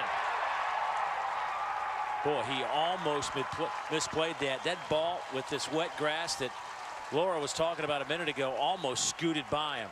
You better be real careful now. Yes, I think he thought he might have a play on this ball. There's that moment where you got to either dive or back up, and he hits the brakes and backs up just enough. And boy, I tell you what, that ball goes to center field, and he's got all kinds of problems. Look at him put on the brakes, give himself just enough room to glove that baseball. For whatever reason, just didn't feel like he could lay out and make that play. That is the 7th hit by LSU off of Dakota Hudson. Now it's Bo Jordan's opportunity.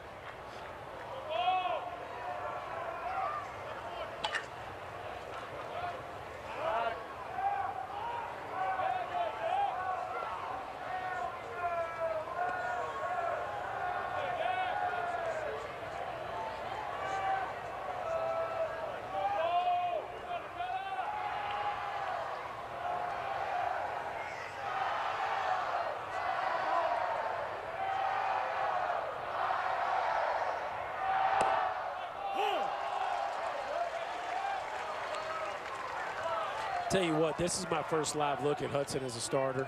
We missed him earlier this year. I love his stuff. And I know the results aren't his best at this point in time, even though certainly there's been some ground balls that have found some holes, but his arsenal is as complete as any kid I've covered this year, just as far as how he can manipulate the baseball. Ground ball through the left side.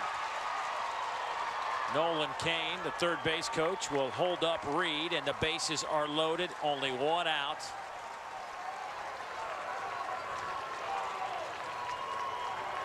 It's Reed and the Jordan boys as Greg Dykman comes to the plate. Another ground ball in the hole. And I tell you what, it's just a team that continues to find ways to get runners on base. The Jordan brothers are so tough, and now Dykman, who's one of the scarier hitters. It's a scary lineup. There's not a ton of scary hitters within the lineup from a power standpoint, but this Dykman young man can change the whole game here with one swing of the bat. Some real power in this bat.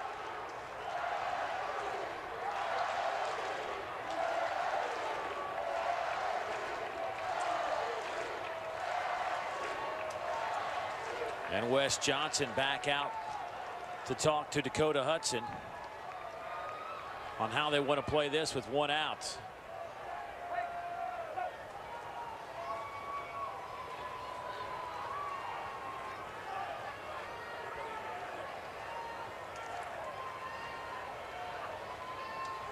Well, it's his inning. Nobody moving in the bullpen. Not even thinking about taking Hudson out of the game at this point. Again, the stuff has been fine. Just the one walk, but 8 hits. This is a lineup that got 12 hits off of him last time in Baton Rouge. And it's not like they're playing wall ball, but just continue to move the baseball, continue to find ways to put pressure on Hudson, and it has been a high-stress outing for the most part for him since the first.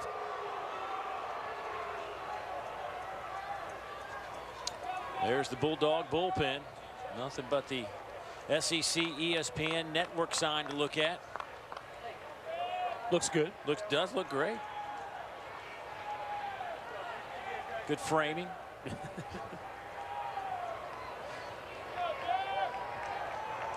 So Reed and the Jordan twins on the bases.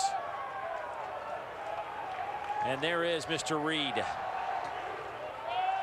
Then it's Bryce Jordan and Bo Jordan. And here we go. Well, no, we won't. Because this is what Mississippi State does. They mess with you.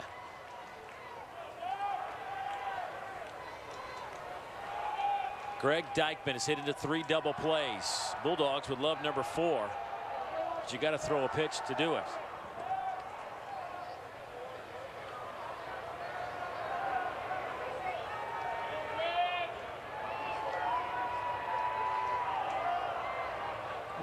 What we got? What we got? The token inside move.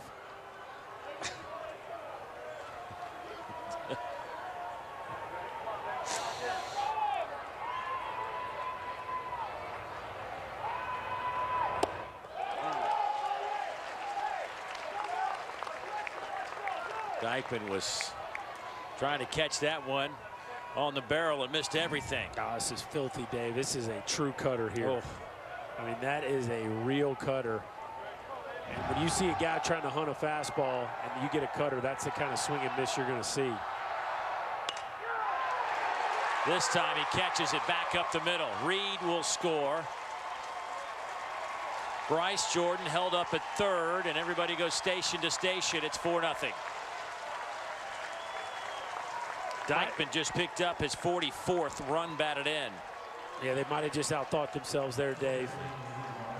You throw a first pitch cutter for a swing and a miss. I think they were trying to go back to that front door two-seamer. As you see Kruger set up in, that's exactly what they were trying to do. That ball catches too much plate.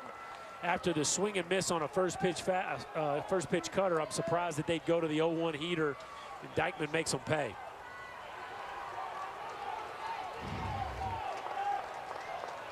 Hit number 9 for LSU.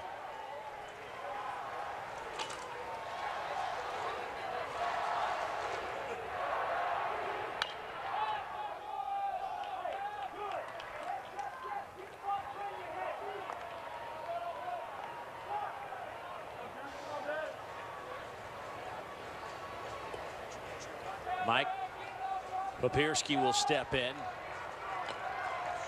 He had a sacrifice fly on an RBI, his 16th run batted in his last time up.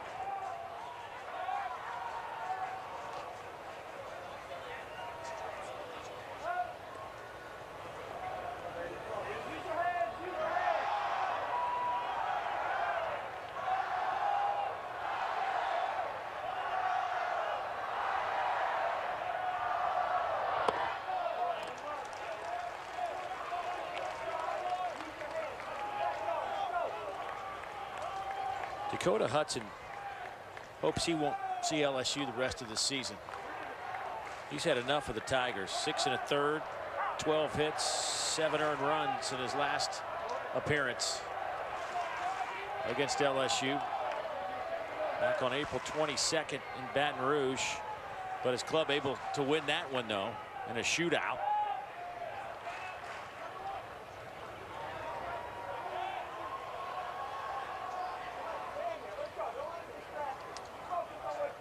You do this in pro ball?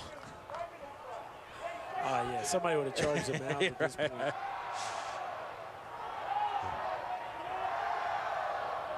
They might run a possum out there, right? I will say this about Dakota Hudson, though. I think a lot of guys, with all these moves and looking at the bases and stepping off, a lot of guys would lose their focus and couldn't throw a strike. He keeps throwing strikes in this situation. Again, it's not a stuff issue, and for the most part, the command's been decent. You're catching a lineup right now that is red hot, and they just seem to be on everything. And they've proven they can hit you in the past. This is a lineup that had success first time around, and as good as Hudson is, it's just isn't a very good matchup. They run 5 left-handed hitters at you, which neutralizes that cutter to a certain degree.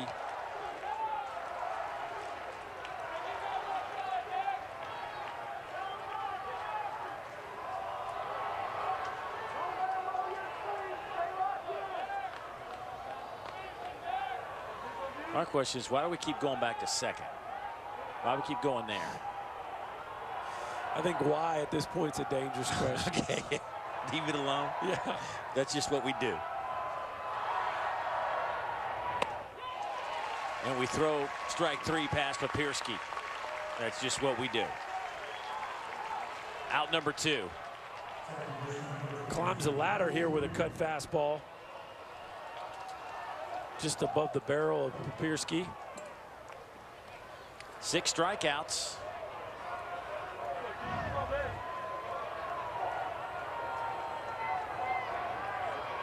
Up to 91 pitches. And we are not out of the 5th inning yet. Bases are full of Tigers. Underhand toss. And Dakota Hudson gets out of it, but yet another run comes across the plate, and LSU stretches their lead to 4.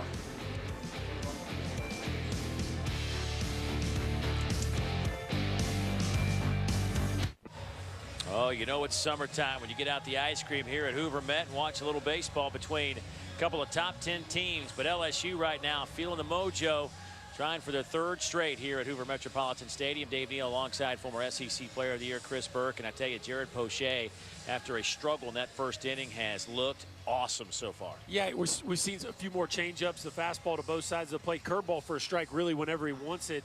And Mississippi State just doesn't have a lot of momentum right now. They're spending a lot of time on the field defensively.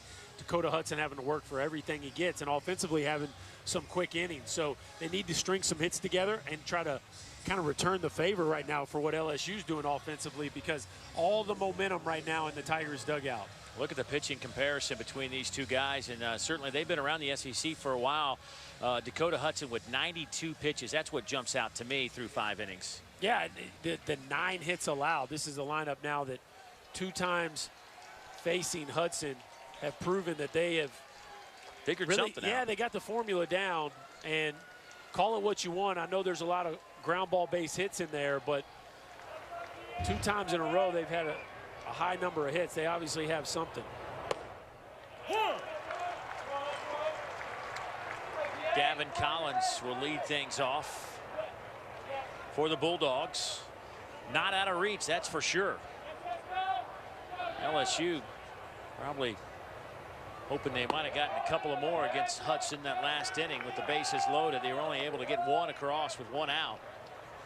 Yeah, in some ways it almost feels worse than it is. Yeah. I mean, just 4-0 against a state lineup that averaged 6 runs a game in conference play. So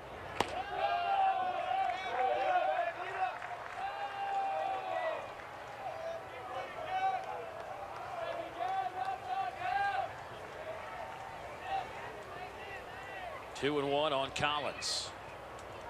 The Bulldog third baseman misfires. It's now 2-2.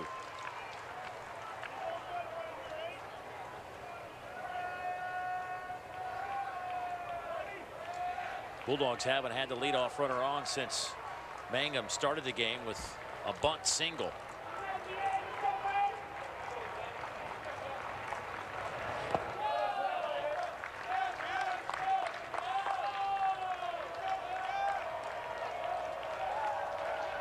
With Jesse Stallings last night out of the bullpen for LSU.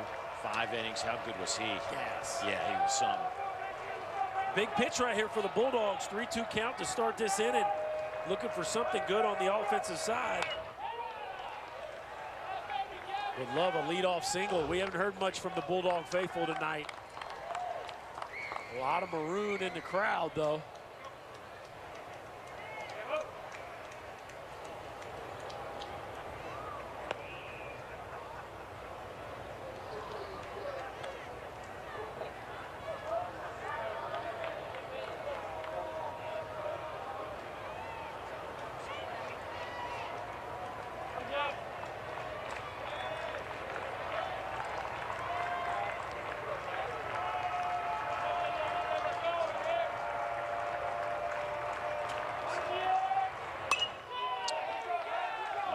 Souvenir. If nothing else, at least Gavin Collins is making Poche throw some pitches.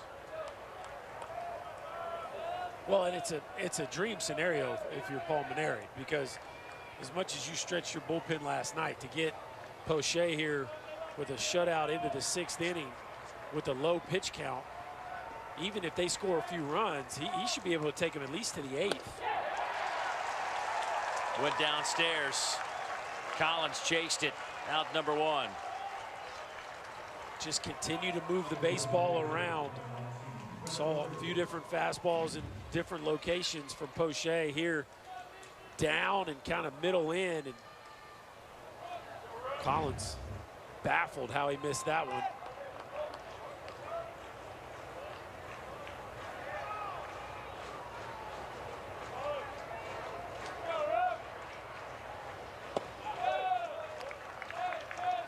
Mississippi State team has been on some kind of tear, winning 12 straight. They have swept their last 3 SEC series to end the regular season.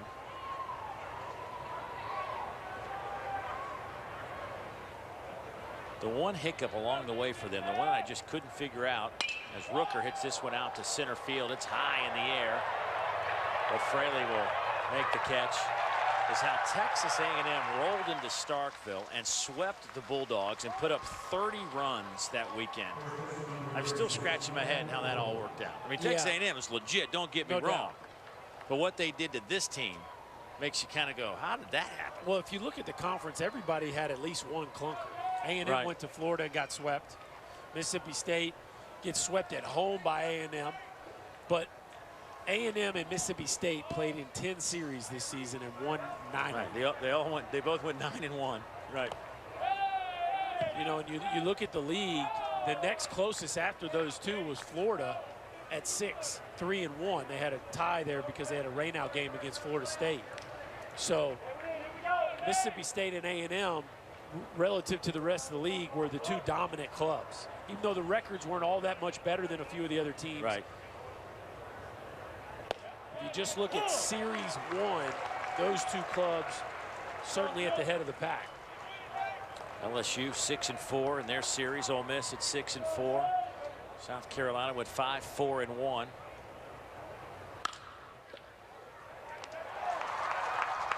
Nice play at second base by Cole Freeman as he was hard charging to get the outs.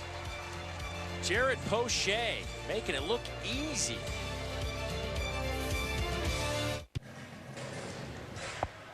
LSU leading Mississippi State 4-0 as we head to the bottom of the 6th inning. But this is a long way from being over. We have seen craziness. A matter of fact, Tuesday night, Tennessee was leading LSU 4-0. We know what happened there. Yeah. Rally Possum showed up. Vance Tatum takes over for the Bulldogs. The junior out of Olive Branch, Mississippi. 6'4", 215, the left-hander. Getting the baseball. 17th appearance. 21 strikeouts and 20 2/3 innings of work. He will face Cole Freeman, or excuse me, top of the lineup for LSU coming up here. Antoine Duplantis, Jake Fraley, and Kramer Robertson.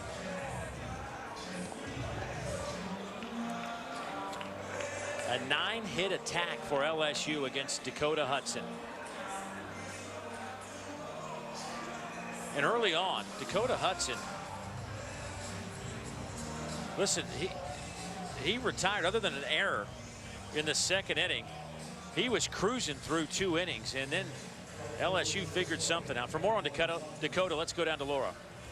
Well, guys, lots of scouts in the house to see Dakota Hudson tonight. A couple of them telling me that he looks really good and the power stuff on display. The cutter's legit. But they said one thing they've noticed is that everything is hard, not a lot of velocity change. So maybe there's something there that LSU has figured out as well. Well, there's no doubt. We were talking between innings about, you know, I was kind of comparing him to Chris Carpenter, the former Cardinal great. And the one thing Carp could do that would drive you crazy is he had the bigger breaking ball and he could throw a changeup. So, you know, you see the sinker, you see the four-seamer, you see the slider, you see the cutter. But Laura hit right on it. Everything's firm. And as he learns to decelerate the baseball a little bit, he's going to be that much more difficult to handle. Duplantis with a big turn. He will stop and head back to first. Third hit of the night. Well, Keith Law's mock draft looks like this. A.J. Puck, he has going first overall to Philadelphia. Senzel, perhaps the first position player to go, 6 to Oakland. What do you think of those? Well, it shows you the high-end talent of this league, but I think Nick Senzel certainly played like a first-round pick. Definitely the last month of the season. Hudson is absolutely showing you the type of stuff that would warrant being a top 10 pick. And A.J. Puck last night certainly showed out. A.J. Puck was really good, and a lot of people were wondering what kind of depth could he have in terms of innings pitched. He hadn't had much success going long in games, and last night he went 7 1/3 and was still pumping strikes. And boy, it was fun to watch he and Alex Lang go toe to toe. Yeah, it was. I think the biggest adjustment for A.J. Puck, because really when A.J. Puck is out there and you get hit the best out of it, he's a strike thrower. Yeah. It's not like the ball's all over the map, and he can throw you a slider and a changeup as well. I think the struggle for A.J. could potentially be just taking the ball every 5 days, because it is a grind physically. And if you look at his track record, he traditionally has struggled to consistently go deep into ball games in his time in Gainesville. So I think that'll be the biggest adjustment for him, is just can he get quality starts every 5th day?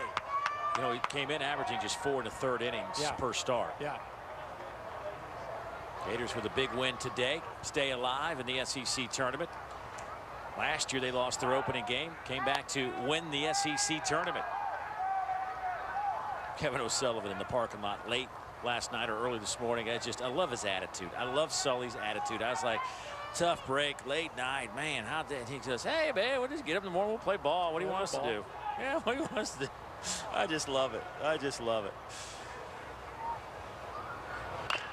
Here's Fraley, fouls that one off, 0-2. Well, you know, no offense to Sully, but it's easier to be all smiles when you know you got that pitching staff. Yeah. Am I right? No doubt. No doubt. But no, you're right. Sully is always a joy to be around. And you know, inside he was. Well, he wanted to win the game. He was sure. not happy.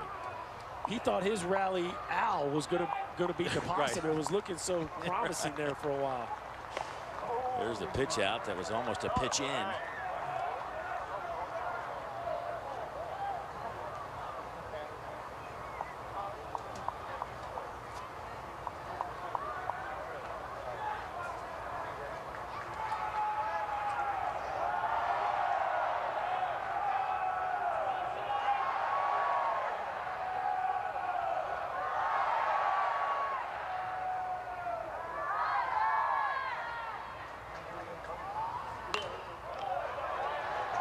That one is a souvenir and a nice catch in the seats.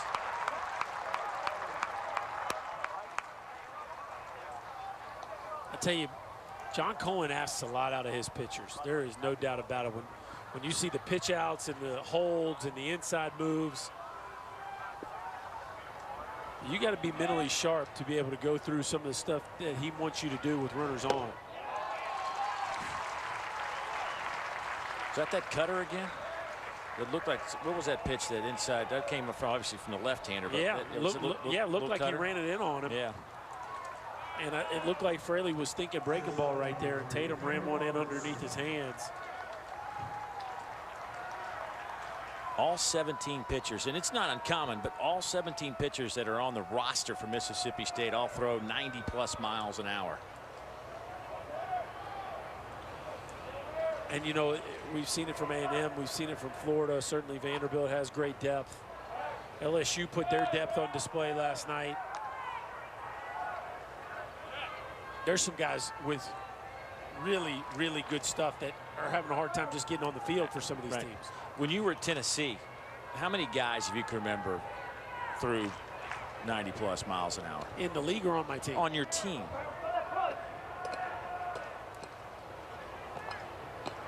Three to five.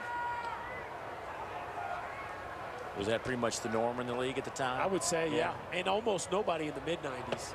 We had a starter, Wyatt Allen, that could get it up there 94, 95. And they're coming early in my career. We had Matt Ginner, Kurt Ainsworth, some of those names that ran through the league. Cliff Lee.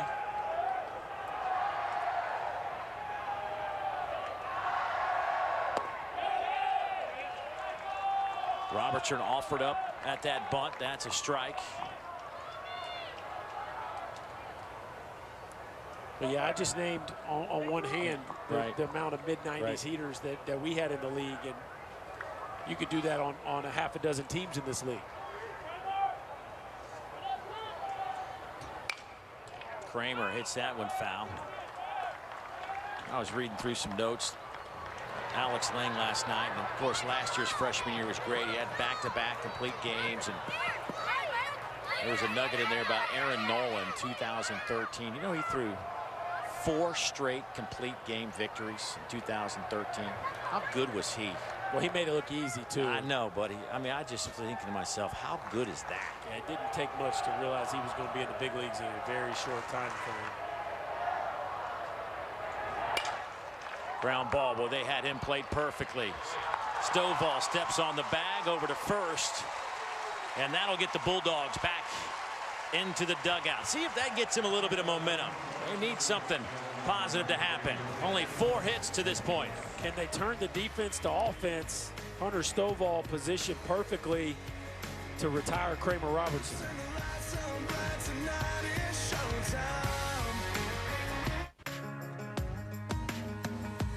Tearing it up, burning it down. Got a backstage pass at this old town. We roll up like superstars.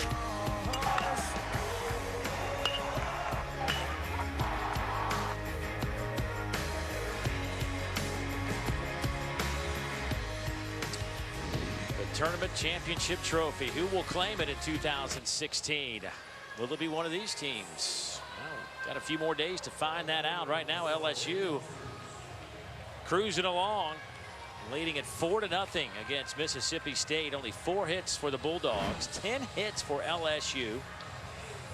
Reed Humphreys about to step into the batter's box for the Bulldogs, who just turned a nice double play to get out of the inning. See if they can get a little something going offensively, because there hadn't been a lot of juice since the first inning. They had bases loaded, couldn't get anybody home. And since then, Jared Poche has been rolling. He has retired 13 of the last 14 dogs.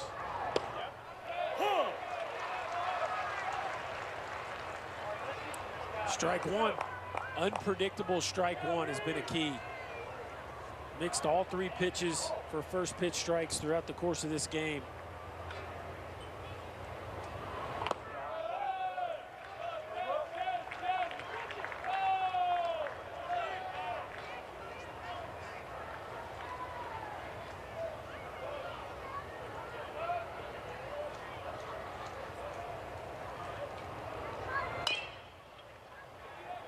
Mississippi State last night played such a clean game. Nick Mingione just took one right off the shin. So I'm just going to stand here, He's going to take it like a man. Tough guy. Nick Migione, he's one of our favorites. He is. Always in a good mood. He is. He's good for the kids in that Bulldog clubhouse. Positive.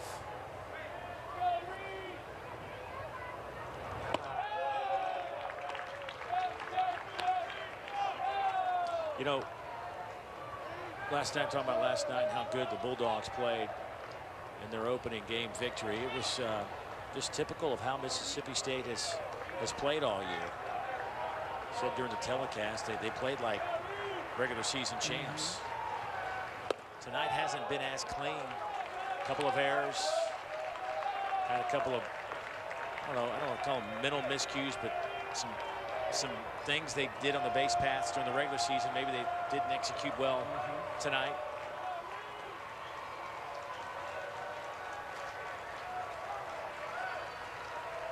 But still plenty of opportunity to get that thing headed in the right direction. 3-2. High in the air to the right side. Misplayed by Duplantis. And maybe that's the break to get him going right there. Cole Freeman came out. I wonder if just him running out there really screwed up Duplantis. Well, this ball was hit a mile in the air. And at some point, somebody's got to own this fly ball. As high as it is, two extremely fast fielders both have plenty of time. You see Freeman wants it early, and then Duplantis, for some reason, calls him off late, and that's what Freeman has to do. He's got to get out of the way. But Duplantis wasn't under it, makes a late stab at it. Let's see if Humphreys was running all the way. Kind of expected that ball to be caught easy. I don't think he'd have made it past second base anyway. But maybe that's the life Mississippi State's looking for. Well, you got a runner at second base and nobody out. And here comes Jacob Robson.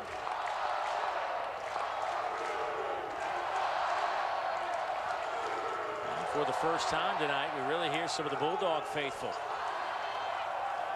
Robson 0 for 2.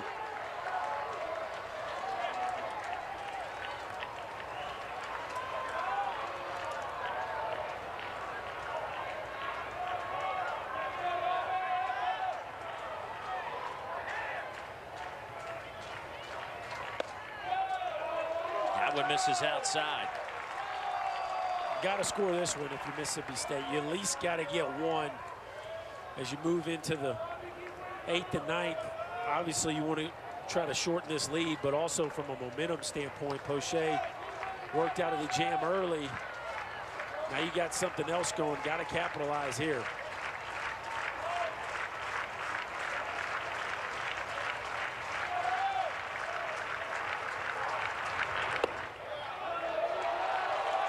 It's 2-0. Good take by Robson.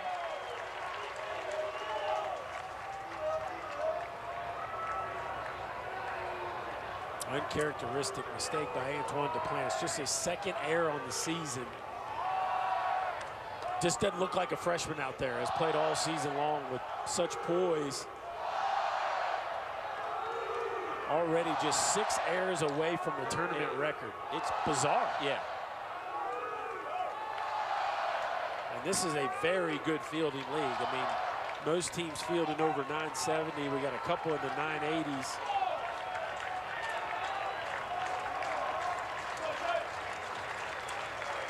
Florida came in, the #1 fielding team in the country. Robson fouls that off. It's 2-1.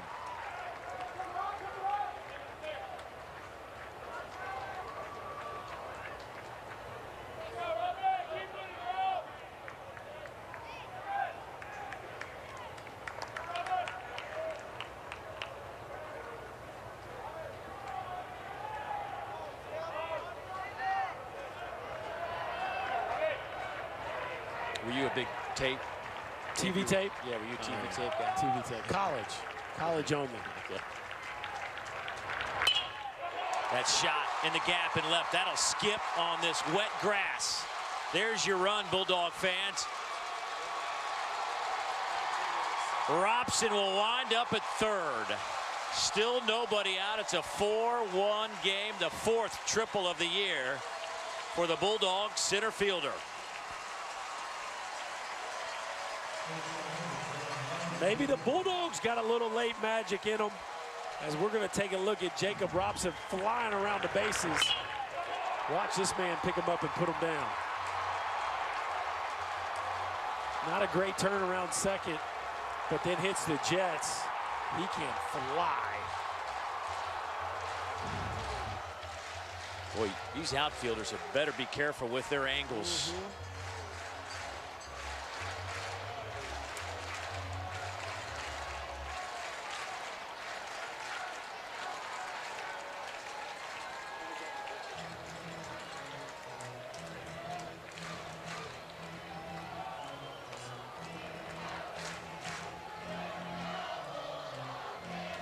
Alan Dunn talking to the veteran Jared Poche.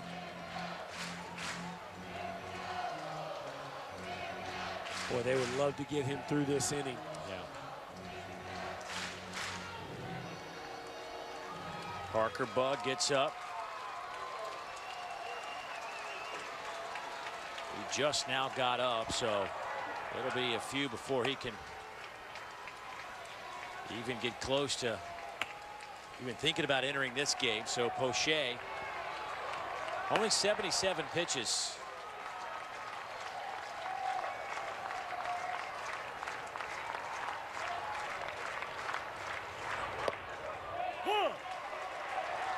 Ryan Gridley, the shortstop, hits in the 8th spot. He has a couple of base knocks today. His average has jumped up to 285.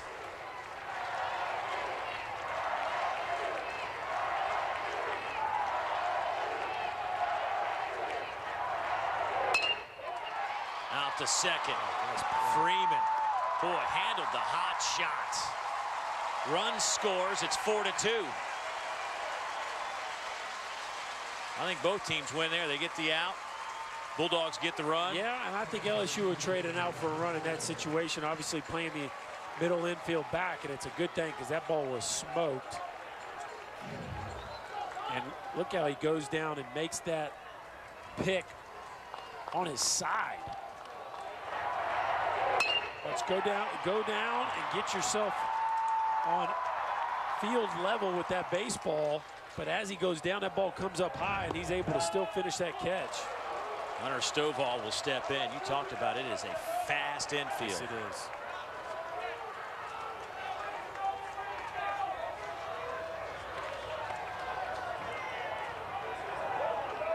Oh, 0-1 on Stovall. Now it's 1-1.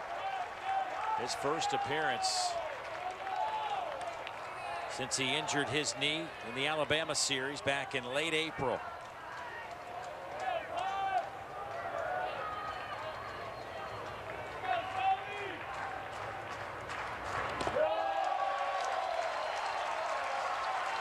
Now it's 2-1.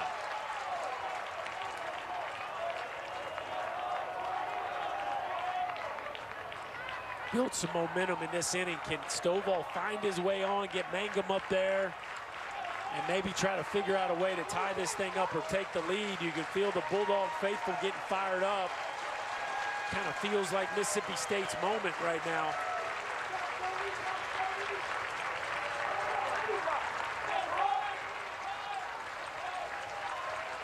Well, they turned that double play in the bottom of the 6th inning. You kind of sensed that it was the first time they had a little juice. They can smell it. They can smell it. The Rally Bulldog is in the house. There we go. There it is. Yeah, the Rally Dog.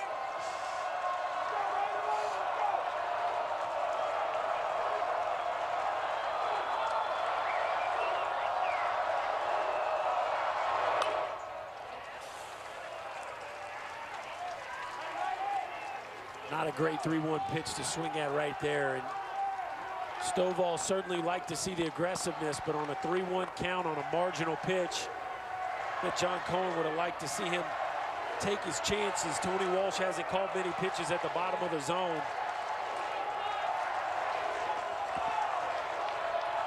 A walk right here, and things get awfully interesting in this ball game. Back up the middle. Base hit. So Stovall, the 9-hole hitter, will set the stage for the SEC's Freshman of the Year and the SEC's batting champ, Jake Mangum. Hunter Stovall back in the lineup with authority. Couple knocks tonight from your 9-hole hitter, Mangum, who hit into a double play earlier in this ball game on a call that was pretty questionable. Gets another chance with a runner on base here in his 4th at bat.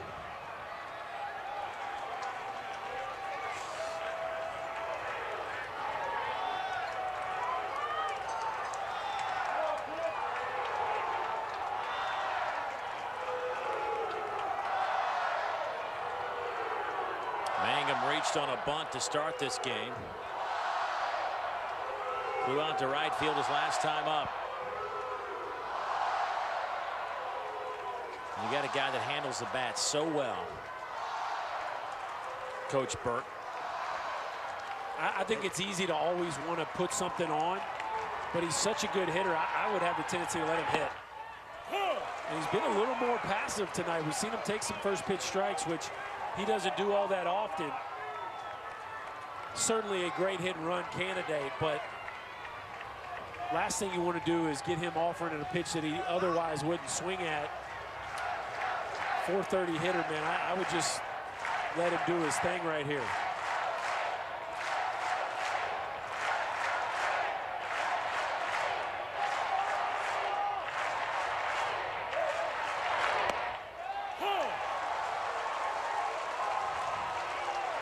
He's behind 0-2.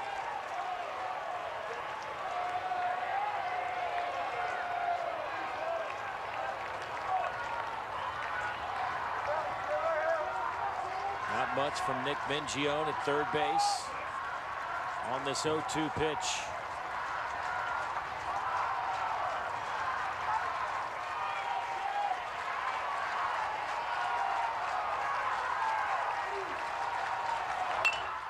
Chopper back up the middle. They get the out at second. Cole Freeman tapped the bag as he went by, so they get the lead out. Hunter Stovall will head to the dugout.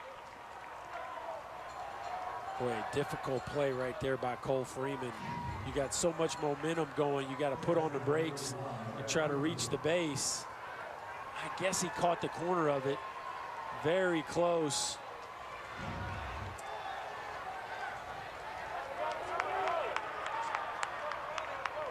Boy, Freeman was moving quickly across that bag. Yeah, it's really tough to stop your momentum like that. A ball that takes you far to your right. Did a good job of just retiring the lead runner. Now there's 2 outs.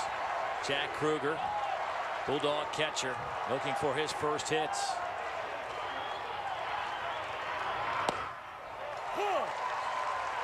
Poche starts him with a strike. Boy, that was inches, seconds from being a base hit. Back up the middle, yeah.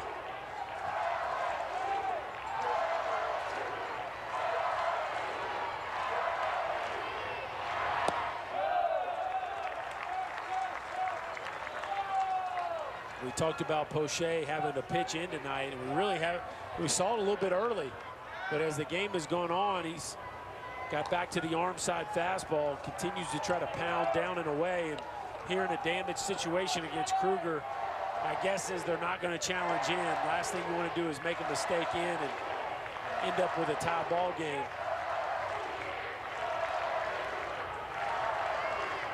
Kruger with 7 homers on the year.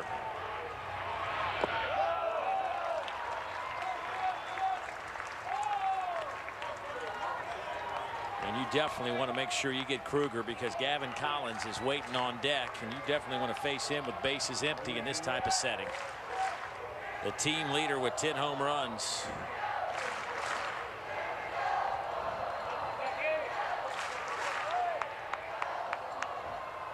Alan Dunn, the pitching coach, be a little nervous right now. O'Shea, 92nd pitch of the evening, is up and away. Living on that outside corner. Parker Bug in the bullpen. Looks like he's ready to go whenever he is needed. Yeah, with Collins and Rooker due up next, you got to believe they're looking to go to a right-hander if Kruger reaches base.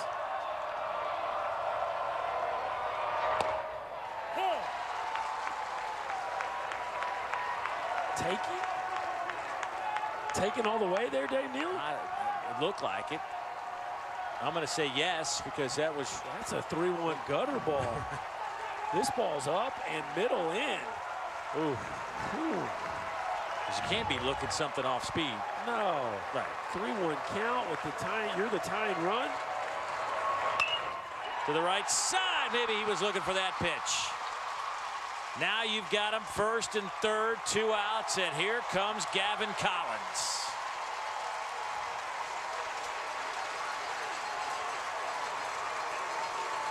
Well, I had the feeling that after Poche threw a gutter ball on 3-1 that he would make a pitch on 3-2, but he really didn't. Another fastball up and in the middle part of the plate. And this time Kruger makes him pay. Watch this fastball. Almost a copy of the previous pitch. And Kruger really letting that ball travel, shoots it to right field. Pulmonari's seen enough. It will be Parker Bug. Another night at the Met. Drama.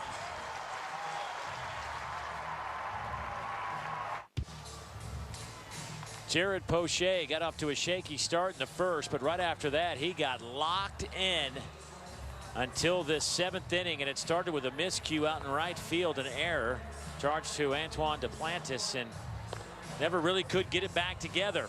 And now Mississippi State has cut the lead in half. Parker Bug will join the fray. The junior out of San Diego, 6'6", 218-pounder. Well, welcome to the show. Yeah, you're going to see a steady diet of off-speed pitches with Bug. Not that he won't pitch with his fastball, because he certainly has a good one, but loves the slider split finger combo. Very tough matchup for right-handers, but if anybody can handle it, it's these two. Collins and Rooker, polished hitters that certainly can defend off-speed pitches. So really good matchup here as Mississippi State tries to draw even. Almost 36 innings of work for Parker Bug and 25 appearances this year. 32 strikeouts.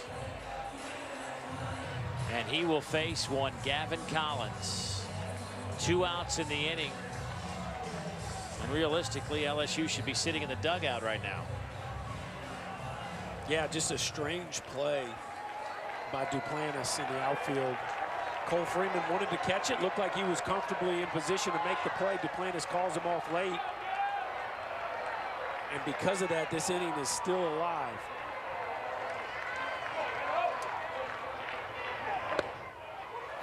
That's in there for a strike.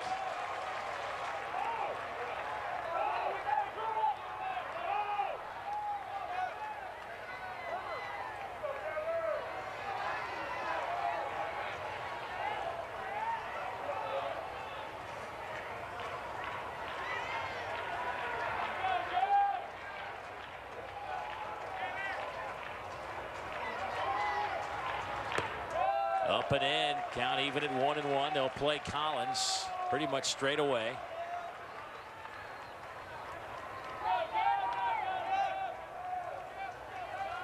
And I'll mention it again, there is a lot of moisture on this turf. Anything in the gap, you better be careful in the outfield. It'll scoot on you in a hurry.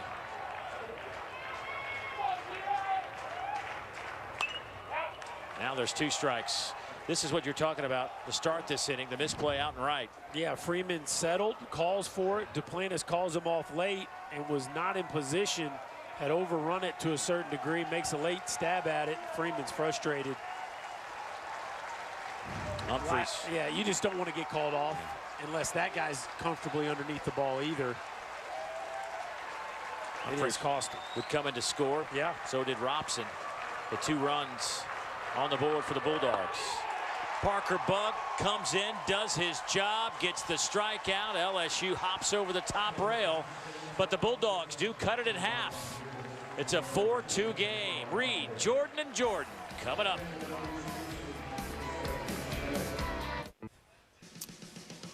What is going on? Dari Noka, Kyle Peterson. We'll see you for a full 1 hour SEC Now after the game. Hopefully it starts a heck of a lot earlier than last night's did. Florida's short turnaround ends up okay with them. Ole Miss keeps hitting. What did that inning do for Mississippi State? Well, they're back in it, but Jared Poche with a huge start tonight for LSU. No doubt. We'll break all this down after the game, guys.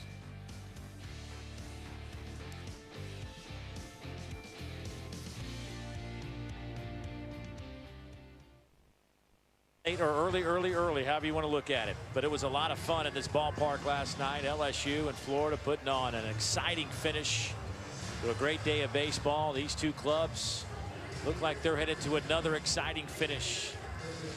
These guys having a good time. I like the glasses. I like the look.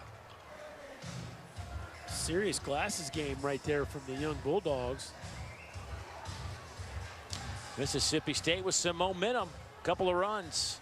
Now 7 hits for the Bulldogs, 10 for LSU. They'll start with Chris Reed. My man's got 2 gloves. He is waiting for some action out there to get some foul balls. Put him in his bucket for BP tomorrow morning. Oh, someone just took one of his. Oh, wait a second. Oh, wait. Hey, now. Hey, now. Double glasses guy. Ground ball first base side. Daniel Lowe will step on the bag. 1 down.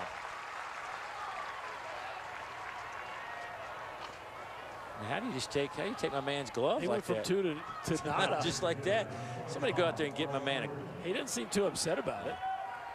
He's like, hey, man, I'll give you a chocolate bar if you wash my gloves. Yeah, maybe he was just keeping an eye on it. Right.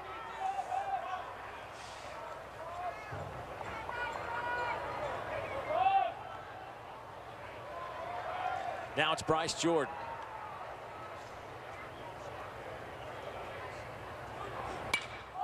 First pitch lifts that one in the air to the right side. Let's see who can make the play here. Same thing we just saw a moment ago. Mangum and Stovall can't communicate, and that one drops. How about that, Berkey? What is going on, Dave Neal? The defense in this tournament has been shaky at best. Some of the best fielded teams in our league continue to botch pretty simple plays. And again, an outfielder calling a ball really late, and Mangum whiffs it as he overruns it as well.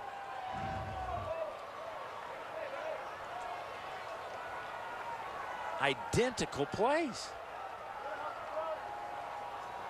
Bizarre. I'm telling you, there's something about this late game. Welcome to my world. Yeah, well, I tell you, LSU, I'm wondering if they know what to do with a lead late. Do they know how to play with one of those? They're usually chasing somebody down.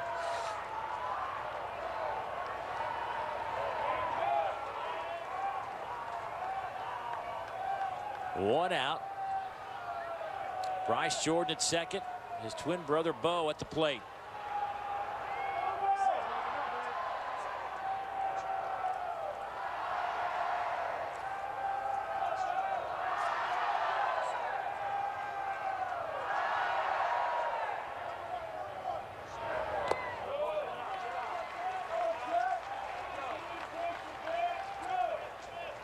They look like brothers.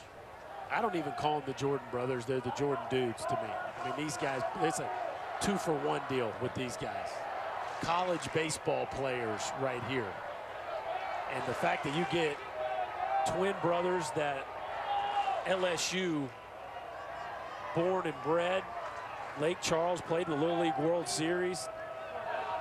Played in the College World Series last year, trying to go back again this year.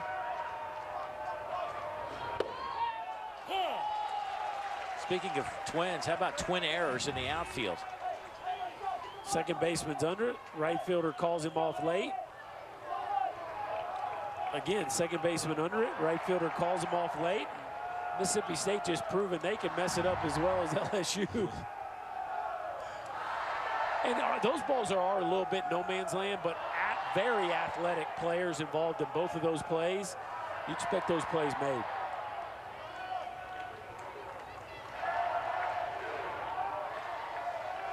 Something tells me that between now and their next game, they might hit a few of those. Yeah.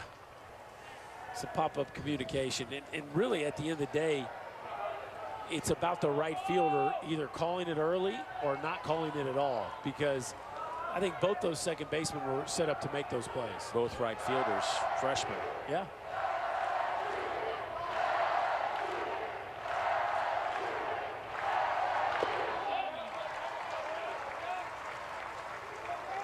Now 2-1.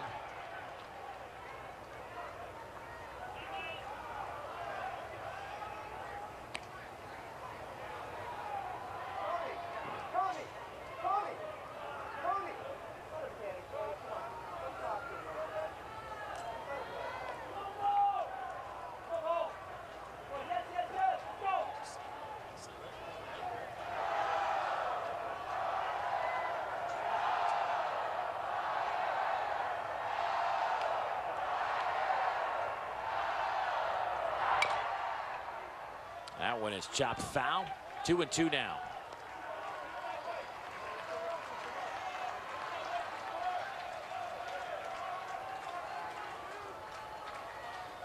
This is one of those at-bats that just shows you where we're at in the season, where we're at in the tournament.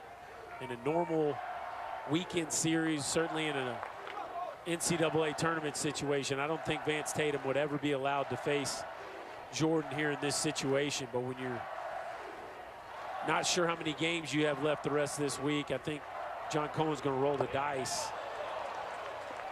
Well, that hit Jordan in the foot. He's awarded first base. So the Jordan boys will stand at first and second.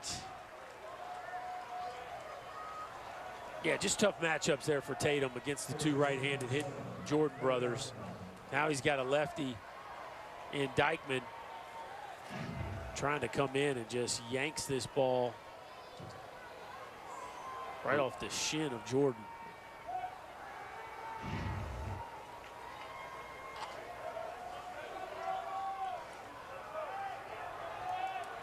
So the error in right. Now the hit batter will set up Greg Dykeman.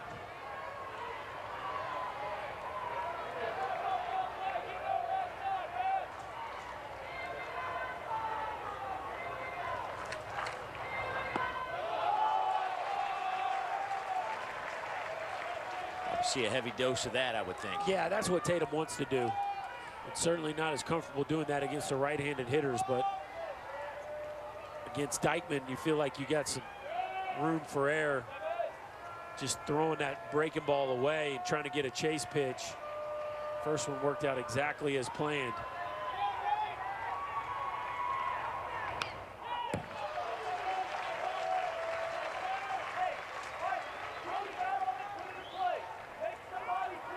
Now here comes Wes Johnson again out to the mound to talk to Tatum. Strange to see an 0-2 mound visit. Slider strike one, slider strike two.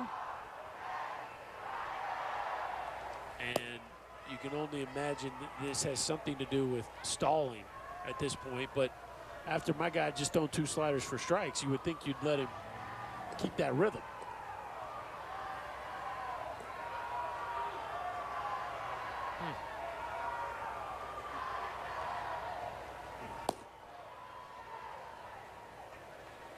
Here's your starter from today, Dakota Hudson. Wasn't his night. Matter of fact, the two times he's faced LSU, it hadn't been Dakota Hudson-like stuff. They're going to make a change at 0-2. I got to tell you,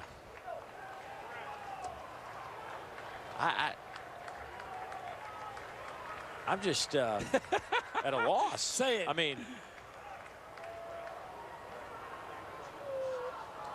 well, maybe we can figure it out during the break. We'll come back and Interesting. There's a change. We'll update it when we come back.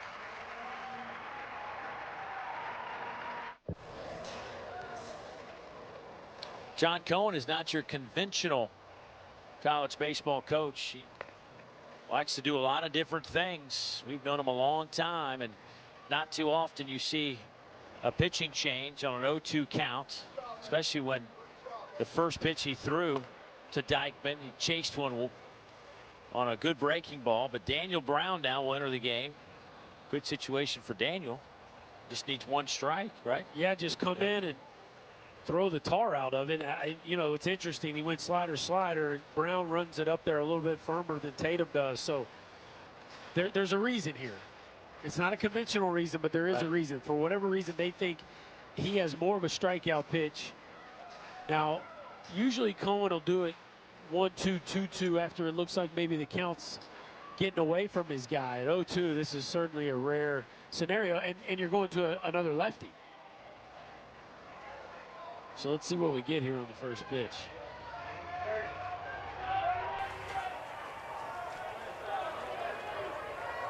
Dykman.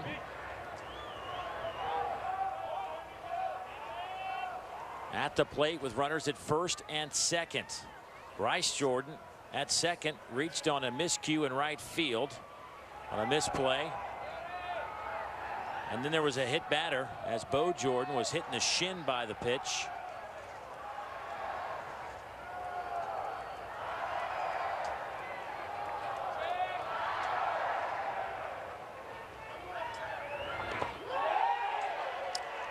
No swing.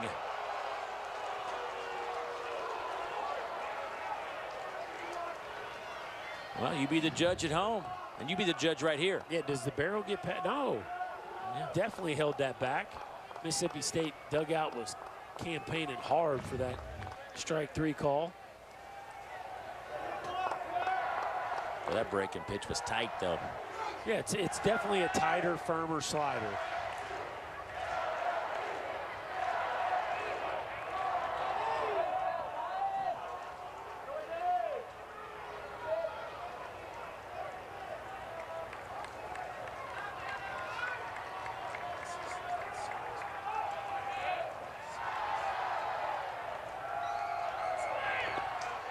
That's down in the dirt. 2-2 now. So Tatum throws 2 sliders. Starts out 0-2. Brown comes in, throws 2 sliders. Now we're back even.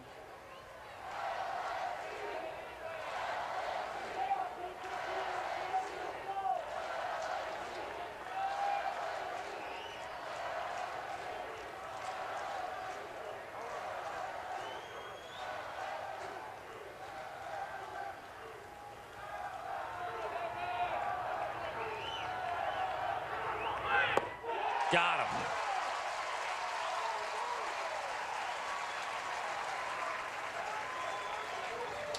Do we say the move pays off? I don't really know how to say, other than Dykman is retired on a slider that looked very similar to the first pitch slider that Tatum threw him. So certainly it didn't backfire on him.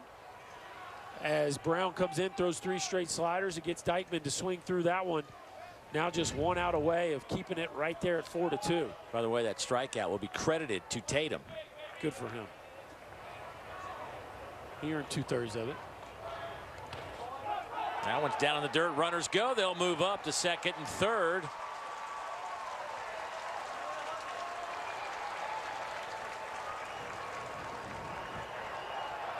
Good anticipation right there by the Jordan brothers. The Jordan dudes. The Jordan dudes, excuse me. Ball players. Certainly not the fastest guys on this roster, but good baseball play right there, as they now both are in scoring position for Papierski here with 2 outs. Break this slide down for me. This is not the smoothest slide I've seen, as he goes nosedive into the clay here at Hoover Met. 1-1 to Papierski. They might have to smooth that out between innings over there. Yeah, right? I don't think anybody's going to confuse him for Ricky Henderson anytime soon.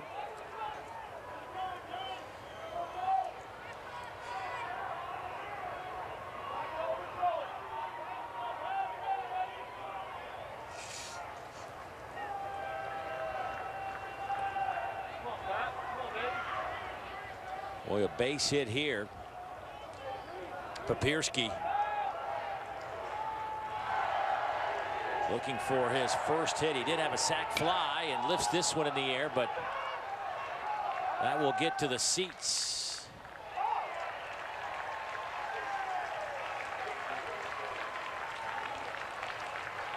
And a nice catch in the back row.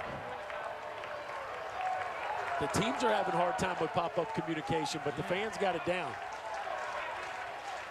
You catch it with a hat? And he caught it with a man's hat in front of it. He yanked No, the he hat. didn't. Yes, he did. He took the hat from the guy in front of him. Look at it. That is beautiful.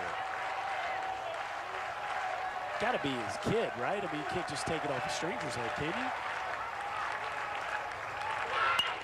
Papierski, base hit. That will score 2 runs. 6-2 Tigers.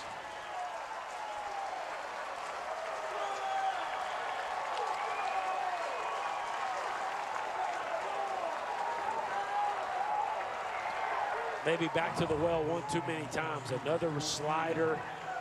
Papierski with a good swing, and for a young man that hasn't done a ton of damage this year, that is a big at bat.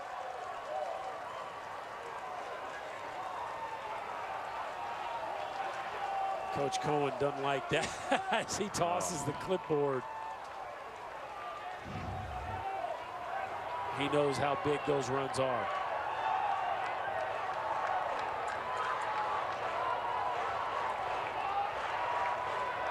Cole Freeman, the 9-hole hitter. Papierski. Listen, he came into this game hitting just .208, and he's in this game for his defense, really. I mean, let's face it, Jordan Romero has been their main catcher, but he's struggled defensively here of late. Also offensively, had a big hit last night. I mean, he won the game for him, pinch hitting last night. But it's been a tough road the last couple of weeks. Papierski tonight has produced 3 RBIs for LSU.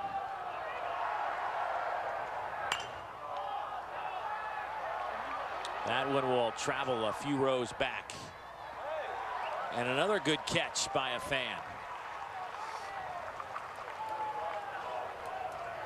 Didn't you go tumbling over a rail or something trying to catch a ball or something? I did. Yeah. That was last year. Was that last year? Yeah. Thanks for bringing that up, Dave. Just, yeah, looking out for me.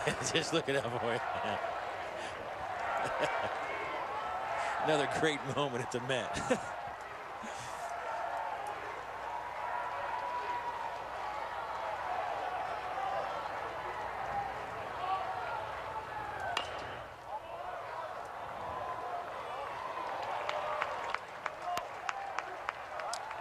Papierski's 3 RBIs. His last RBI came against this Mississippi State team back on April 24th. Been a month since he had produced a run. 2-2 now. 3 big ones tonight.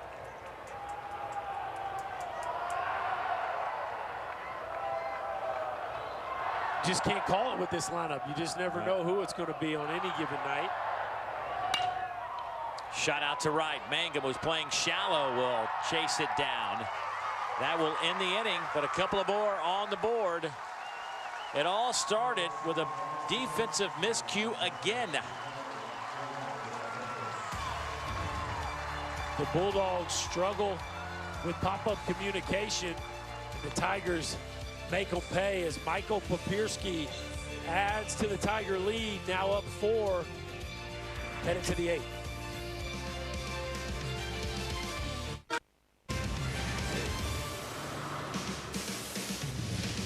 Well, Monday, the SEC Now will break down all of the SEC teams heading to the regionals on the road to Omaha. Our all-star squad will look at each team and analyze their chances of bringing home a College World Series championship. SEC Now is also streaming live on Watch ESPN and the ESPN app. And certainly these are two teams that will be in that discussion.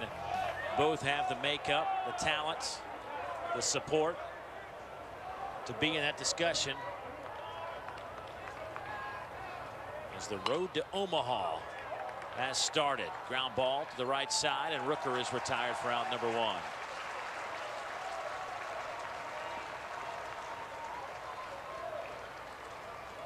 Parker Bugg in relief of Jared Poche. Parker Bugg came in, got the last out in the 7th after the Bulldogs had picked up 2 runs, got a strikeout of Gavin Collins.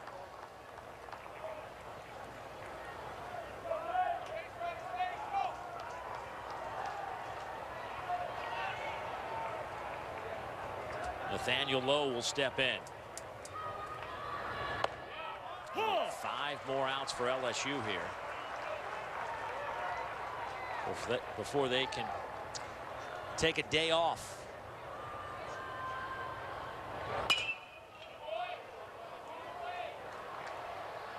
Jared Poche got the start tonight and did a very solid job. You have to be happy if you're Paul Maneri and what you got out of him.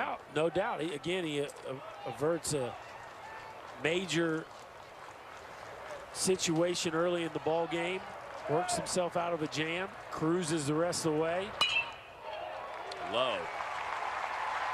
Yeah, that ball's moving fast out there. Good job by Bo Jordan, excuse me, to knock that down. But you knew Mississippi State was going to make their run, and they finally knocked him out of the ball game. And it wouldn't shock me, as good as Mississippi State is, if they got another run in them.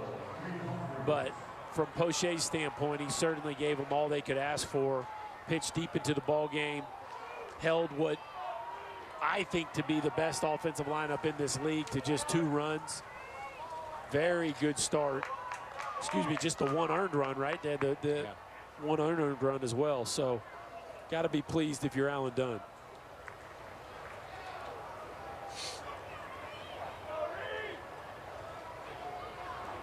Alan Dunn looks like he's ready to fight somebody. He's calling out those pitches. He communicates a lot with his numbers, doesn't he? Love it. Love the intensity.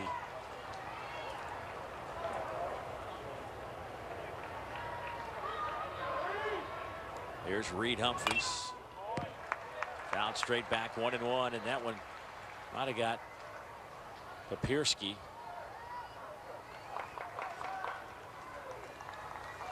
Yeah, he's wincing a little bit right there. That one caught him pretty good. He's got the hockey mask on, but that one still stung a little bit. The goalie mask. Well, I was in South Carolina a couple of weeks ago. Dom Thompson-Williams, big free swinging player for South Carolina, caught Michael Barish, the catcher for Texas A&M, and wears a 2-piece, the helmet and the mask. And on that follow-through, and it was a full follow-through, and Barish had to leave the game, was out for a week or so. That ball was hit high in the air to center field. Fraley will camp out underneath it.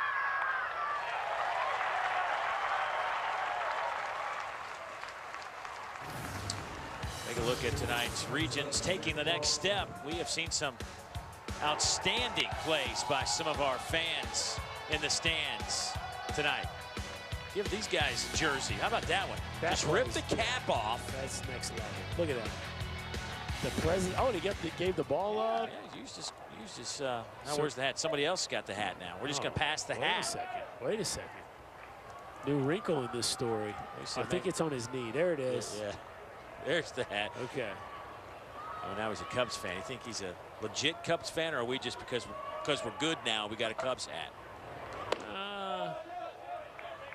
Well, he's too young to be a lifelong Cubs fan. Just because you wouldn't have done that for any reason other than within the last couple of years, right? Right, that's true. You never know. Right. The Cubbies are lovable, man, and even more lovable these days. Chris Bryant and the boys. There's Robson looking at a strike. He's 1 for 3 tonight. I like watching him run. Well, we saw he had a great opportunity to watch him run earlier on that triple. Flying.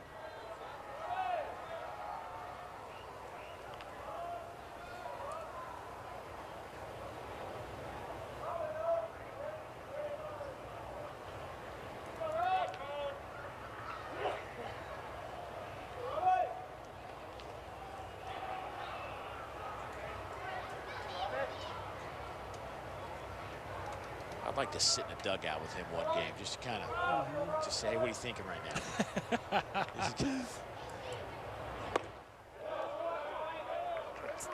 Always something, that's for sure. I know. I mean, he is. You know, it's a phrase here all the time. Think out of the box. I mean, he is the classic example of a guy who thinks out of the box. Just come and watch BP. Yeah. See some of the things they do during batting practice. How unique it is relative to the other schools in the league. 2-2. They have played so well this year. We both had them a bunch, and they have been. Boy, when they are clicking, there's something else to watch, man. There's no doubt about it. This is, and it's been, man, first couple weeks maybe non-conference not as great, but man, ever since they went on the road and won at Vandy, this team again only lost 1 conference series. And it was a sweep or they would have ran away with the league. But you run through this conference and win 9 out of 10 series, that's saying something.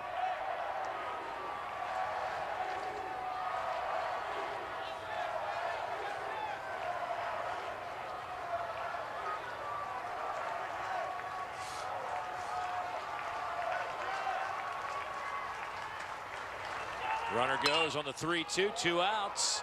That's in the gap. Can Fraley chase it down? Yes, he can. A long run for Jake Fraley. Any other ballpark, that might be a 2-run blast, but not here at the Met. Yeah, maybe earlier in the day it'd have been a 2-run blast, but instead just ends up being a long out. Jake Fraley showing you some range here as he makes that play look easy for the Tigers.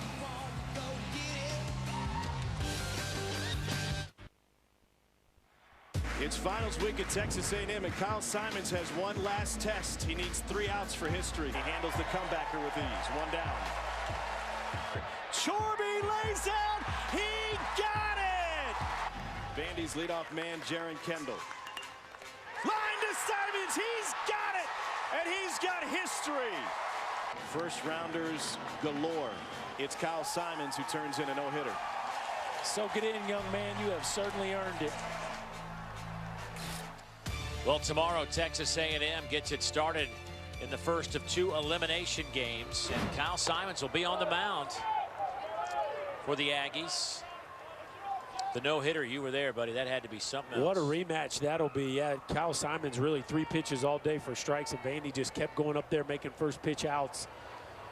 Only took him 83 pitches to get through that ball game, and the last 2 outs, both recorded on first pitches, were bullets hit by Vanderbilt. One is center fielder Nick Chorby laid out for, and the last one he made the play on. You got to believe Vanderbilt is looking forward to that rematch.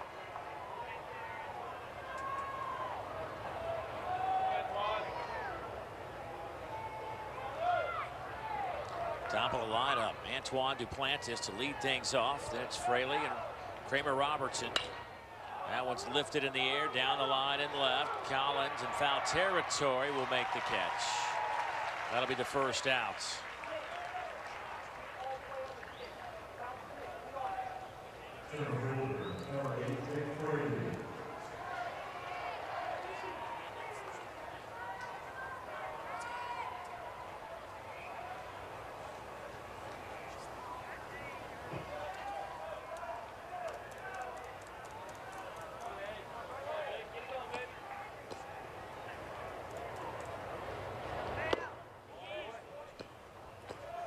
LSU, if they could hold on here, this would be their 3rd straight here at the SEC tournament.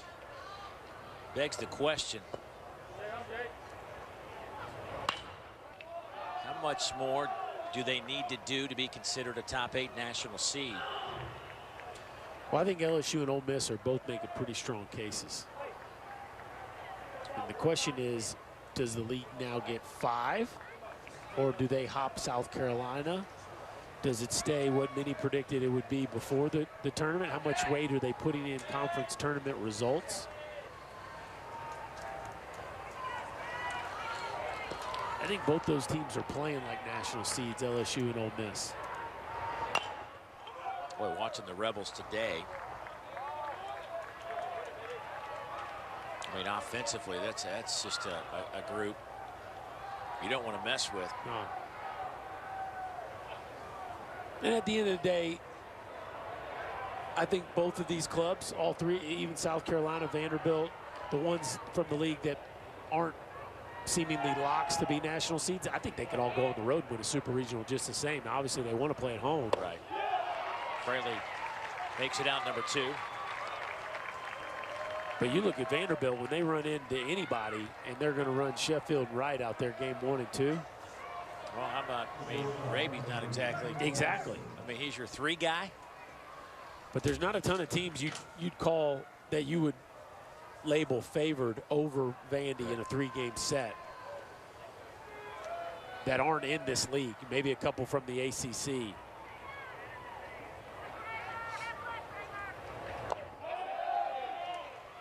Robertson at the plate.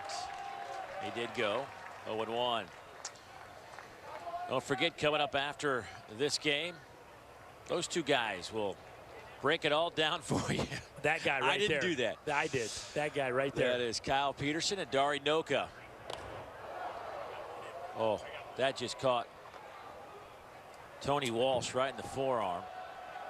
Now, if I said KP faces Bro in a one-on-one matchup, who are you picking, Dave Neal? I'm not. I'm going here. I'm going to go. I'm going right there. Right. Yeah. You okay with that? Bro all the way. Tremendous athlete. One of the best softball players to ever come through the pipe. 4-time All-American, if you like that sort of thing. KP now was a 3-time All-American. Yeah, I guess. Pac-12, you know.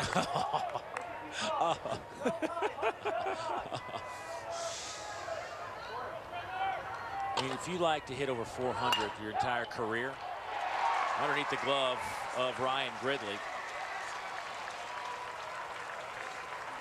Robertson is on. They're going to score a base hit with 2 outs. Kramer needed that. He was 0 for 3. Yeah, that's a bullet. And again, we've talked about how fast this infield is. For some reason, Ryan Gridley wants to play shallow. And I just think you're going to give up some ground ball base hits playing the depth that he's at. He's got plenty of arm. He's got plenty of range. The ball's moving at high speeds through the infield. I just don't understand why he wants to play so shallow. But it certainly cost him at least 2 plays in this ball game. Trey Dawson will grab a bat and pinch hit, the freshman out of West Virginia. Hitting just 118. And with 2 outs here in the bottom of the 8th inning.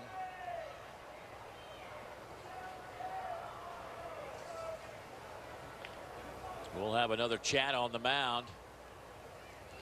Jacob Billingsley just now hopping up.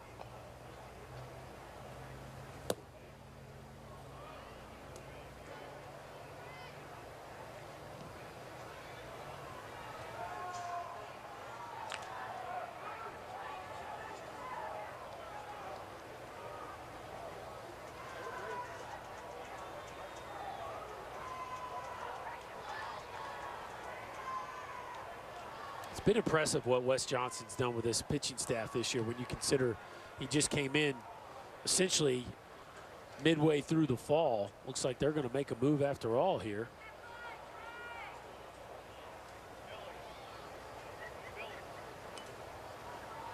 They will make the change. We'll head back to Hoover right after this.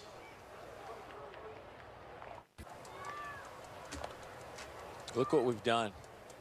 Look what we have done, Berkey. Oh, no. 6-2 game here in the bottom of the 8th with 2 outs. It has been a long couple of days. The Fields crew guys have certainly put in some long hours, catching their sleep before they get back at it. I don't think anybody got out of here last night. Anybody working didn't get out of here last night till around 3 o'clock. Probably wrapping things up right around 3, getting out of here. Had to get back. First pitch was 9:30 this morning. Jacob Billingsley, a sophomore out of Senatobia, Mississippi, coming in trying to get this final out here in the 8th inning. His 12th appearance. He's thrown just shy of 10 innings. 14 strikeouts, 3 walks. Another hard thrower for John Cohen. Yeah, good little short slider as well. And we'll see what he brings to the table here for Mississippi State, who, if they're going to make a run, certainly needs to get off the field, keep it at 4. But I tell you what, Mississippi State, they got Austin Sexton ready to roll tomorrow. It's an offense that I got to believe is going to bounce back. And even if they drop this ball game, wouldn't shock me a bit to see them find their way to the semifinals.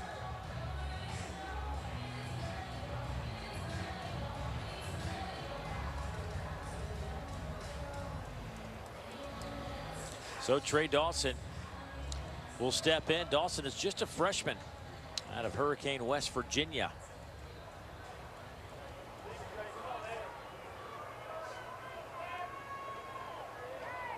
Palmineri will find players just about anywhere. Illinois, California, Texas, Alabama, Missouri, Illinois, Delaware, South Carolina, Parkland, Florida.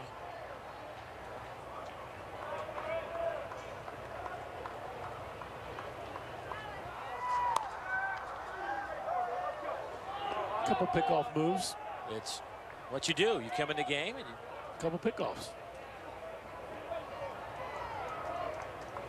Don't you do 2 and then you come home? That's with right. it?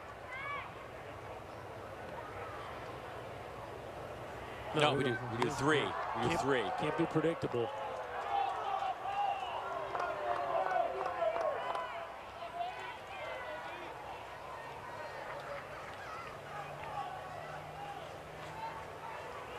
Robertson certainly a threat to steal, even though those aren't moves designed to pick him off. That's just, for whatever reason,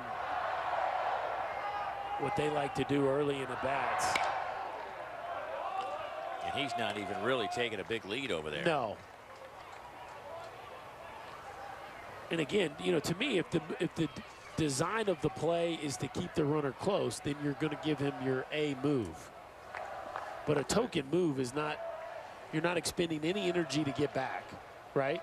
And the play's not close. So on what level does that, you know what I mean? There's something more to it. We're going to find out. I'm going to find out from John Cohen. There's got to be something more to it. I asked him about it a couple of weeks ago, and you know, it was like, let's keep the runner a half a step closer to the bag. A ball hit might mean that that half a step, we throw him out on a base hit to the outfield on the next bag. Here's my problem with that line of thinking. Okay. If you show me a bad move, or it's not close, I'm getting a bigger lead. I'm not getting a smaller one. So in what way does that make me shorten up my lead, you know?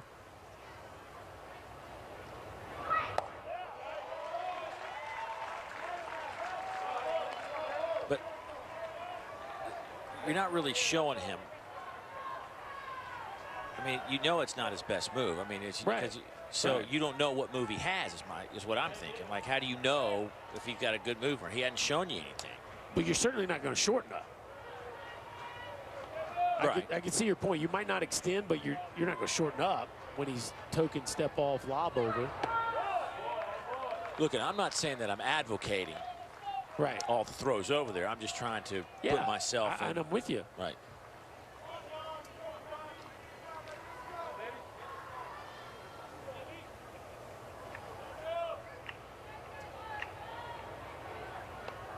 I'm the biggest fan of the 2-hour and 20-minute game.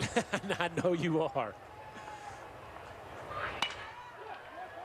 Out to short, they'll go to second, and that will get the Tigers out of the inning, and the Bulldogs will grab some bats, try to find some offense. They need some runs as we head to the ninth. The 2016 SEC Baseball Tournament is presented by Tire Pros. Take the hassle out of tire buying. Find your local dealer at TirePros.com. The LSU Tigers. I could look at that all day. That's a great slide. That's awesome. The Tigers lead it 6-2 here in Hoover. We have seen some crazy things. Hopefully there's not a crazy moon tonight. We were here late last night. But I'll take some more excitement. Mississippi State hopes there's some magic in those bats. They're down 4.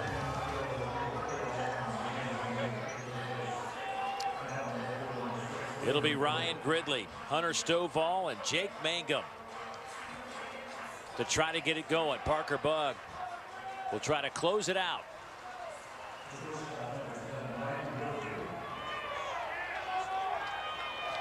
Couple of changes defensively. Trey Dawson will stay in the game and play third base for Reed.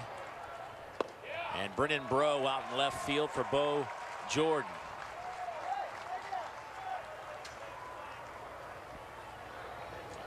First pitch to Gridley, in there for a strike. Couple of hits today for Gridley. Gridley and Stovall have been sharp. Of course, Robson with the triple. You look at the last 3 hitters in the order. Some big time production from those guys. Yeah, 5 of the 8 hits have come from the bottom 3 in the lineup.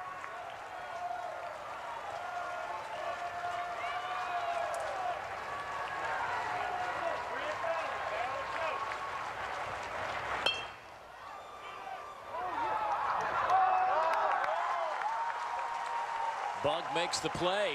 1 down.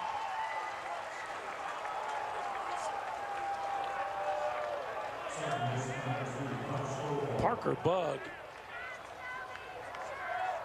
is not a small man. 6'5", 6'6". And he goes down with ease. Look at my man stretching out, diving for a play that would have been very difficult for Cole Freeman against the fast Gridley. Nice play there from Parker Bugg.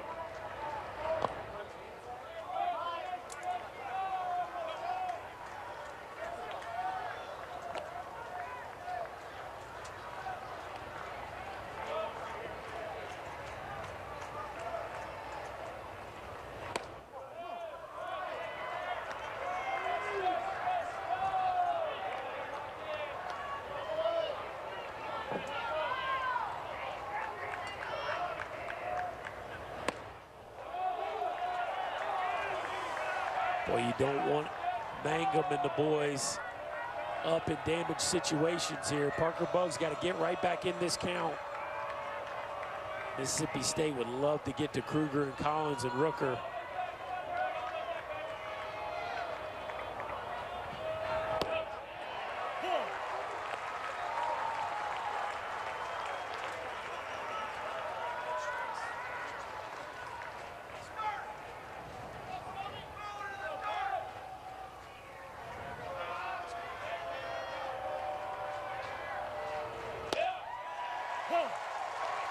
Now it's full 3-2.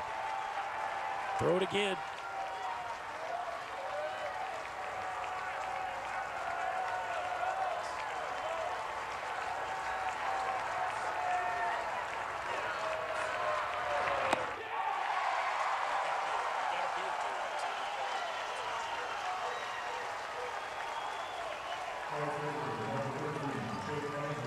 Two outs after the strikeout. Yeah, how about this for getting back in the count? Goes 3-0 and comes right back with 3 straight heaters. Climbs the ladder for that one.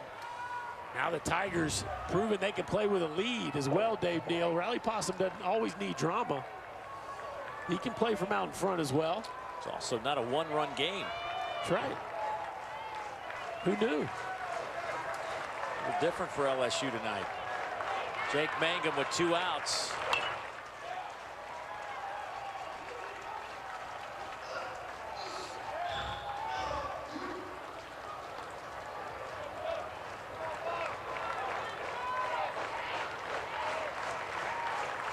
How much fun is he going to be to watch play the next couple of years? He's stud. There's just no doubt about it. I'm interested to see how his frame develops, see if he can get some power into his ball game. But as of right now, the LSU faithful smelling yet another victory in the SEC tournament.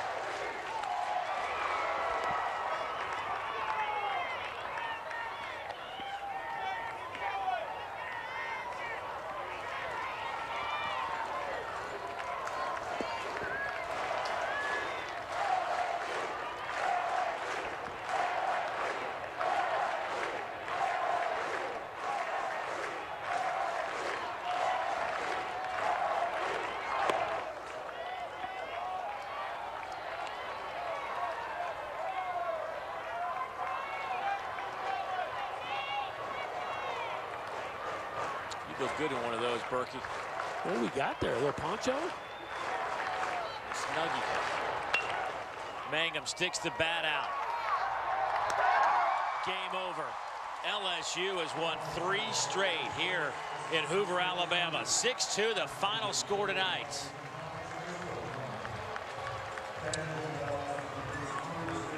LSU making their 4th straight semifinal appearance. And just a little blip for the Bulldogs. They'll be back, I'm sure.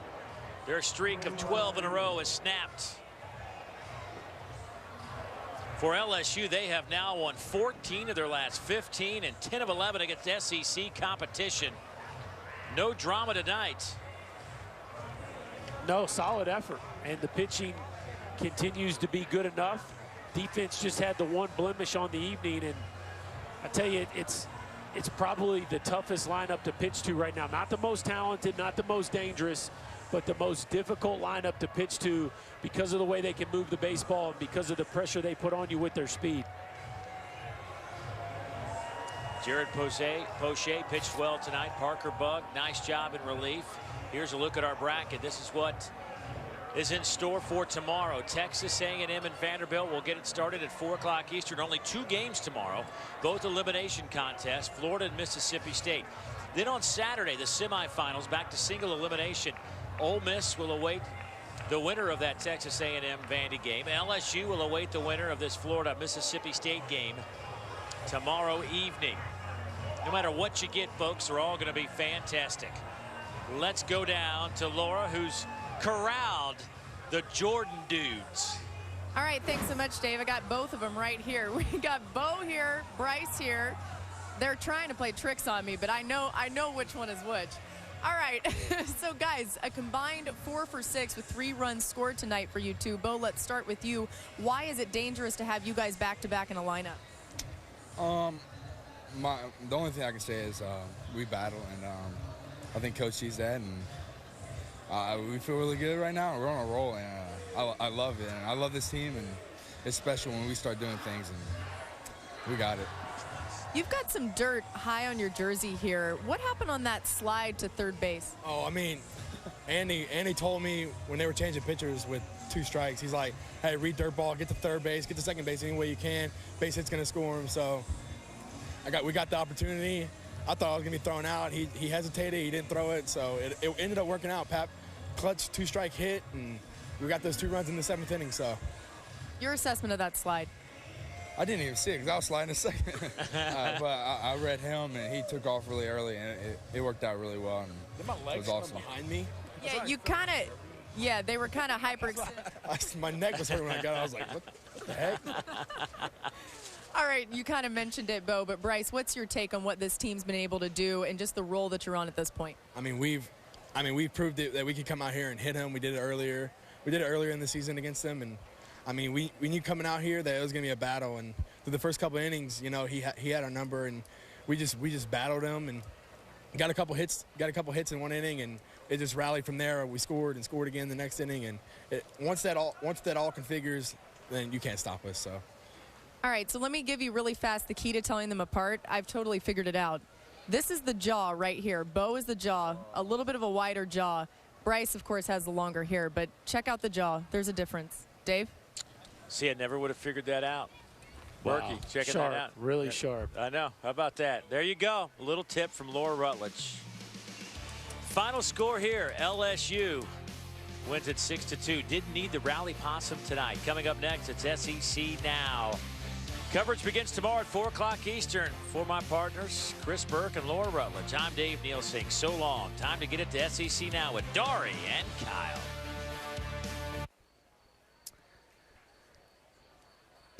All right, guys, thank you very much.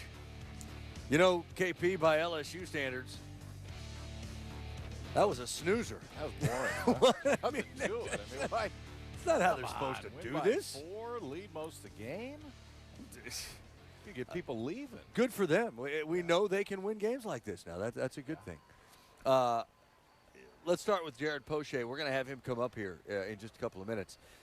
What'd you see? Eventually, they started hitting him a little bit. I'm looking at the scoreboard here. That was in the 7th inning. They made it interesting. What was he doing early, and what did they figure out? Well, he got out of a jam at the first. I mean, bases loaded at first. He pitches out of that, and then he just cruised through the next 5. And then I think that maybe his legs caught up with him a little bit in the 7th inning. But the reality for Poche, and I think it's important when you look at LSU, is the minute you start to count him out is when he comes back and throws the ball well. Did not throw it well towards the end of the conference season. Comes back in a midweek game, throws it well against Notre Dame. And then today you saw why Poche has been in that weekend rotation for the last 3 years, because he just figures out a way to get it done. And he did it again right there. He doesn't have the stuff that Lang does. He doesn't have the swing and miss stuff that some other guys in this league. But he seems to get big outs when he needs to get big outs. And the stage does not bother him. In fact, I think he enjoys a stage like this, and he pitches even better. Dakota Hudson on the other side. Yeah. LSU eventually just kind of chipped away at him. Single. They didn't crush him. They didn't hit him hard, but they were effective against him. How come? LSU had more comfortable at-bats tonight against Dakota Hudson than almost anybody I've seen this entire year. And I don't know if they picked something up. There was one at-bat in particular. Fraley had a bat to where it was no 2 fastball. He threw a 2-seamer that was beautiful that he took. If it was off the plate, it was just off. And then he threw a cutter 1-2 that most human beings on the planet would have swung at. And Fraley just looked at it like he knew exactly what was coming in that spot. So I don't know if they picked something and some of the swings come from there, or if they were just really locked in. But the reality is their numbers this year against Dakota Hudson, 11 1/3 innings, 11 earned runs, 21 hits. Those are the 2 starts that Dakota Hudson has had against LSU. First-round type of guy. Oh, I mean, potentially a top 10 overall guy who has been dominant the entire year. But LSU, for some reason, has him figured out, and they took a lot of really good swings tonight.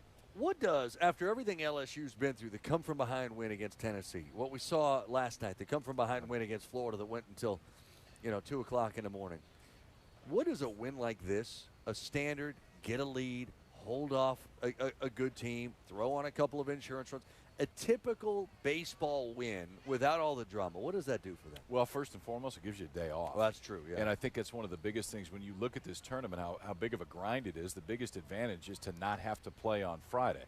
And LSU and Ole Miss are not going to have to play on Friday. So I think that's one big thing. The other, which I think is incredible up at this lineup, is it's different guys all the time. I mean, you look at the box score from tonight. The Jordan brothers combined to go 4 for 6.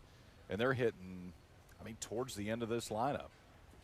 Dykeman has another hit. Papierski drives in 3 in the 8-hole. It's not the same guy. Berkey said it towards the end of the show, and I think it's really important with LSU, is they force you to play at a pace that you're not comfortable with because of the way that they run the bases. We saw a lot of this last year with Paul Maneri's club, and now he's got the type of team they can do it with again. You said it. LSU does not play till the second game on Saturday as a semifinal. It goes back into single elimination on Saturday with semifinals. They will face the winner of Florida-Mississippi State, who play in the second game tomorrow. Ole Miss, a winner as well. They're 3-0, just like LSU. Yeah. They're a semifinalist on Saturday as well. Again, single elimination semis. They will play the winner of tomorrow's first game at 3 Central, 4 Eastern, between Texas A&M and Vanderbilt. We're going to run through the entire day 4 games in all, highlights and reaction coming up. It's SEC Now time. Take a look at the bases. What do you see? From first to second, all the way to third, the focus is clear to get home. And in this conference, there's no place like it. So what's home to the SEC? 5 tools, Golden Spike winners, contenders, champions. And to be a champion, it starts here. For 6 days, this is the place of business, the House of Hoover.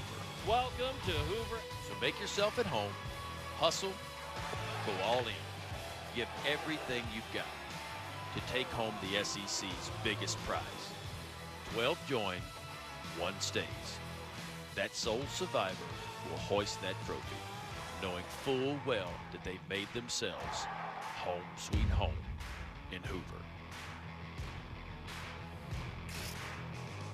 Hoover, Matt, all quiet after day 3. 4 more games were played at the SEC baseball tournament. And we're down to, we've got 2 semifinal spots taken. We've got 2 more to be filled. They will be filled on Friday. But I'll tell you, we had 4 obviously important games for a variety of reasons for different teams. Dory Noka, Kyle Peterson, Caleb Rowe also going to be along. She's here in town because the softball super regional got started Thursday, and it was a stunner between 2 SEC teams. So we'll get into all of that. But we'll start with the nightcap here. LSU, who's absolutely on a tear, against the regular season champions of the SEC, Mississippi State, and Jared Poche getting the start. 2 of the hottest teams in the country, quite frankly. Rally Possum is out. The Tigers had that long game. Adrenaline or whatever's going on. So I think that's a good thing for us, but we got to get in their bullpen. That was the plan for Mississippi State and head coach John Cohen. Top 1, bases loaded, 2 outs. Poche gets Paul Young to hit a grounder to third and gets out of the mess. Mississippi State had an opportunity. To the second now. Jake Mangum, your freshman of the year, a .429 hitter. That's just a simple little ground out to short. Looks like he beats the throw to first, but Mangum called out. Call stands. We go to the third. 1 on for LSU. Dakota Hudson on the mound. Antoine Duplantis, the grounder to right. Now Wes Johnson going to go check. The pitching coach go check on Dakota, who comes in 2.29 ERA, 3rd best in this league. Next up, Jake Fraley. Another grounder through the right side. That was the at-bat. That was the at-bat where it was 0-2. Fraley comes all the way back. It's a slider in the outside part, hits it to right field, and here comes the Tiger offense. LSU strikes first. What? No rally? No rally? Maybe no rally. Bottom 4, Cole Freeman grounder. Ryan Gridley looks to get the easy, well, he sails one nearly to the seats.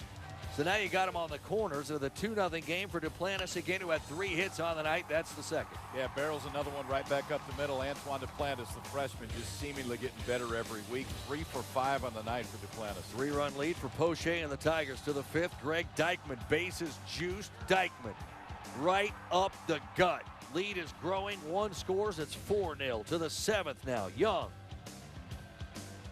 against Poche. Young pops it up. Shallow right. But Duplantis can't make the play. So now a runner on second for the Dogs. Later in the inning. Can they convert? Nobody out. Jacob Robson sends that into the gap in left center. Runner scores.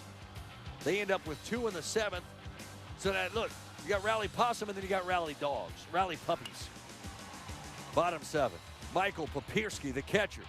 Into the gap, scores 2 more. Those were big ones. Yep, John Cohen. What can you do? Everything you need to know right you better believe it. LSU goes on to get a 6-2 win. They snap Mississippi State's 12-game winning streak. They've won 14 of their last 15 overall, and if you're keeping track at home, and I know you are, that's 13 of 14 since the Possum. We know they are. Jared Poche, the starting pitcher, the victorious pitcher on this night, joining us right now on our set. First off, thanks for coming by.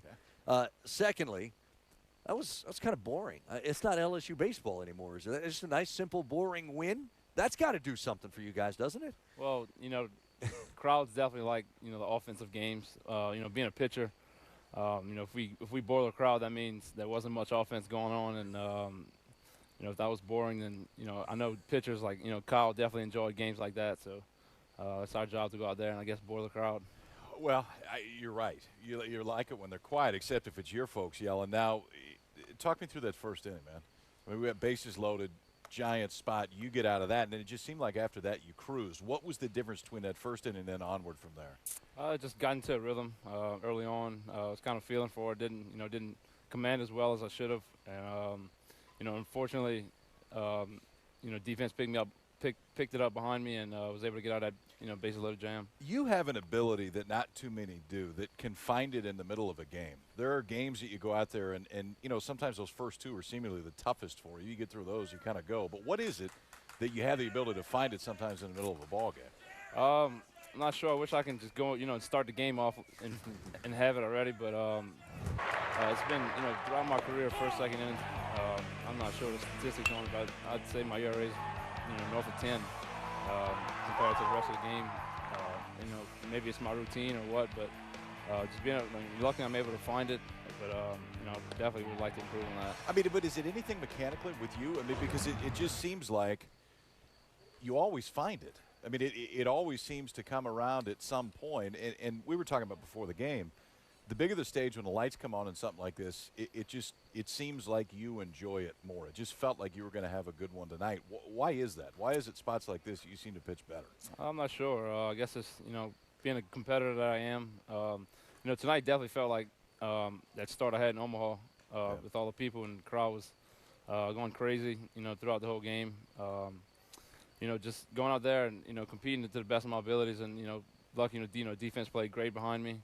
And, you know, I'm just glad we got the win. I said before that it was boring, and I'm kidding, of course. No game that is between teams like this is boring. But you've won so many games now in such a variety of ways. What have you learned about your team over the course of the last 3 or 4 weeks?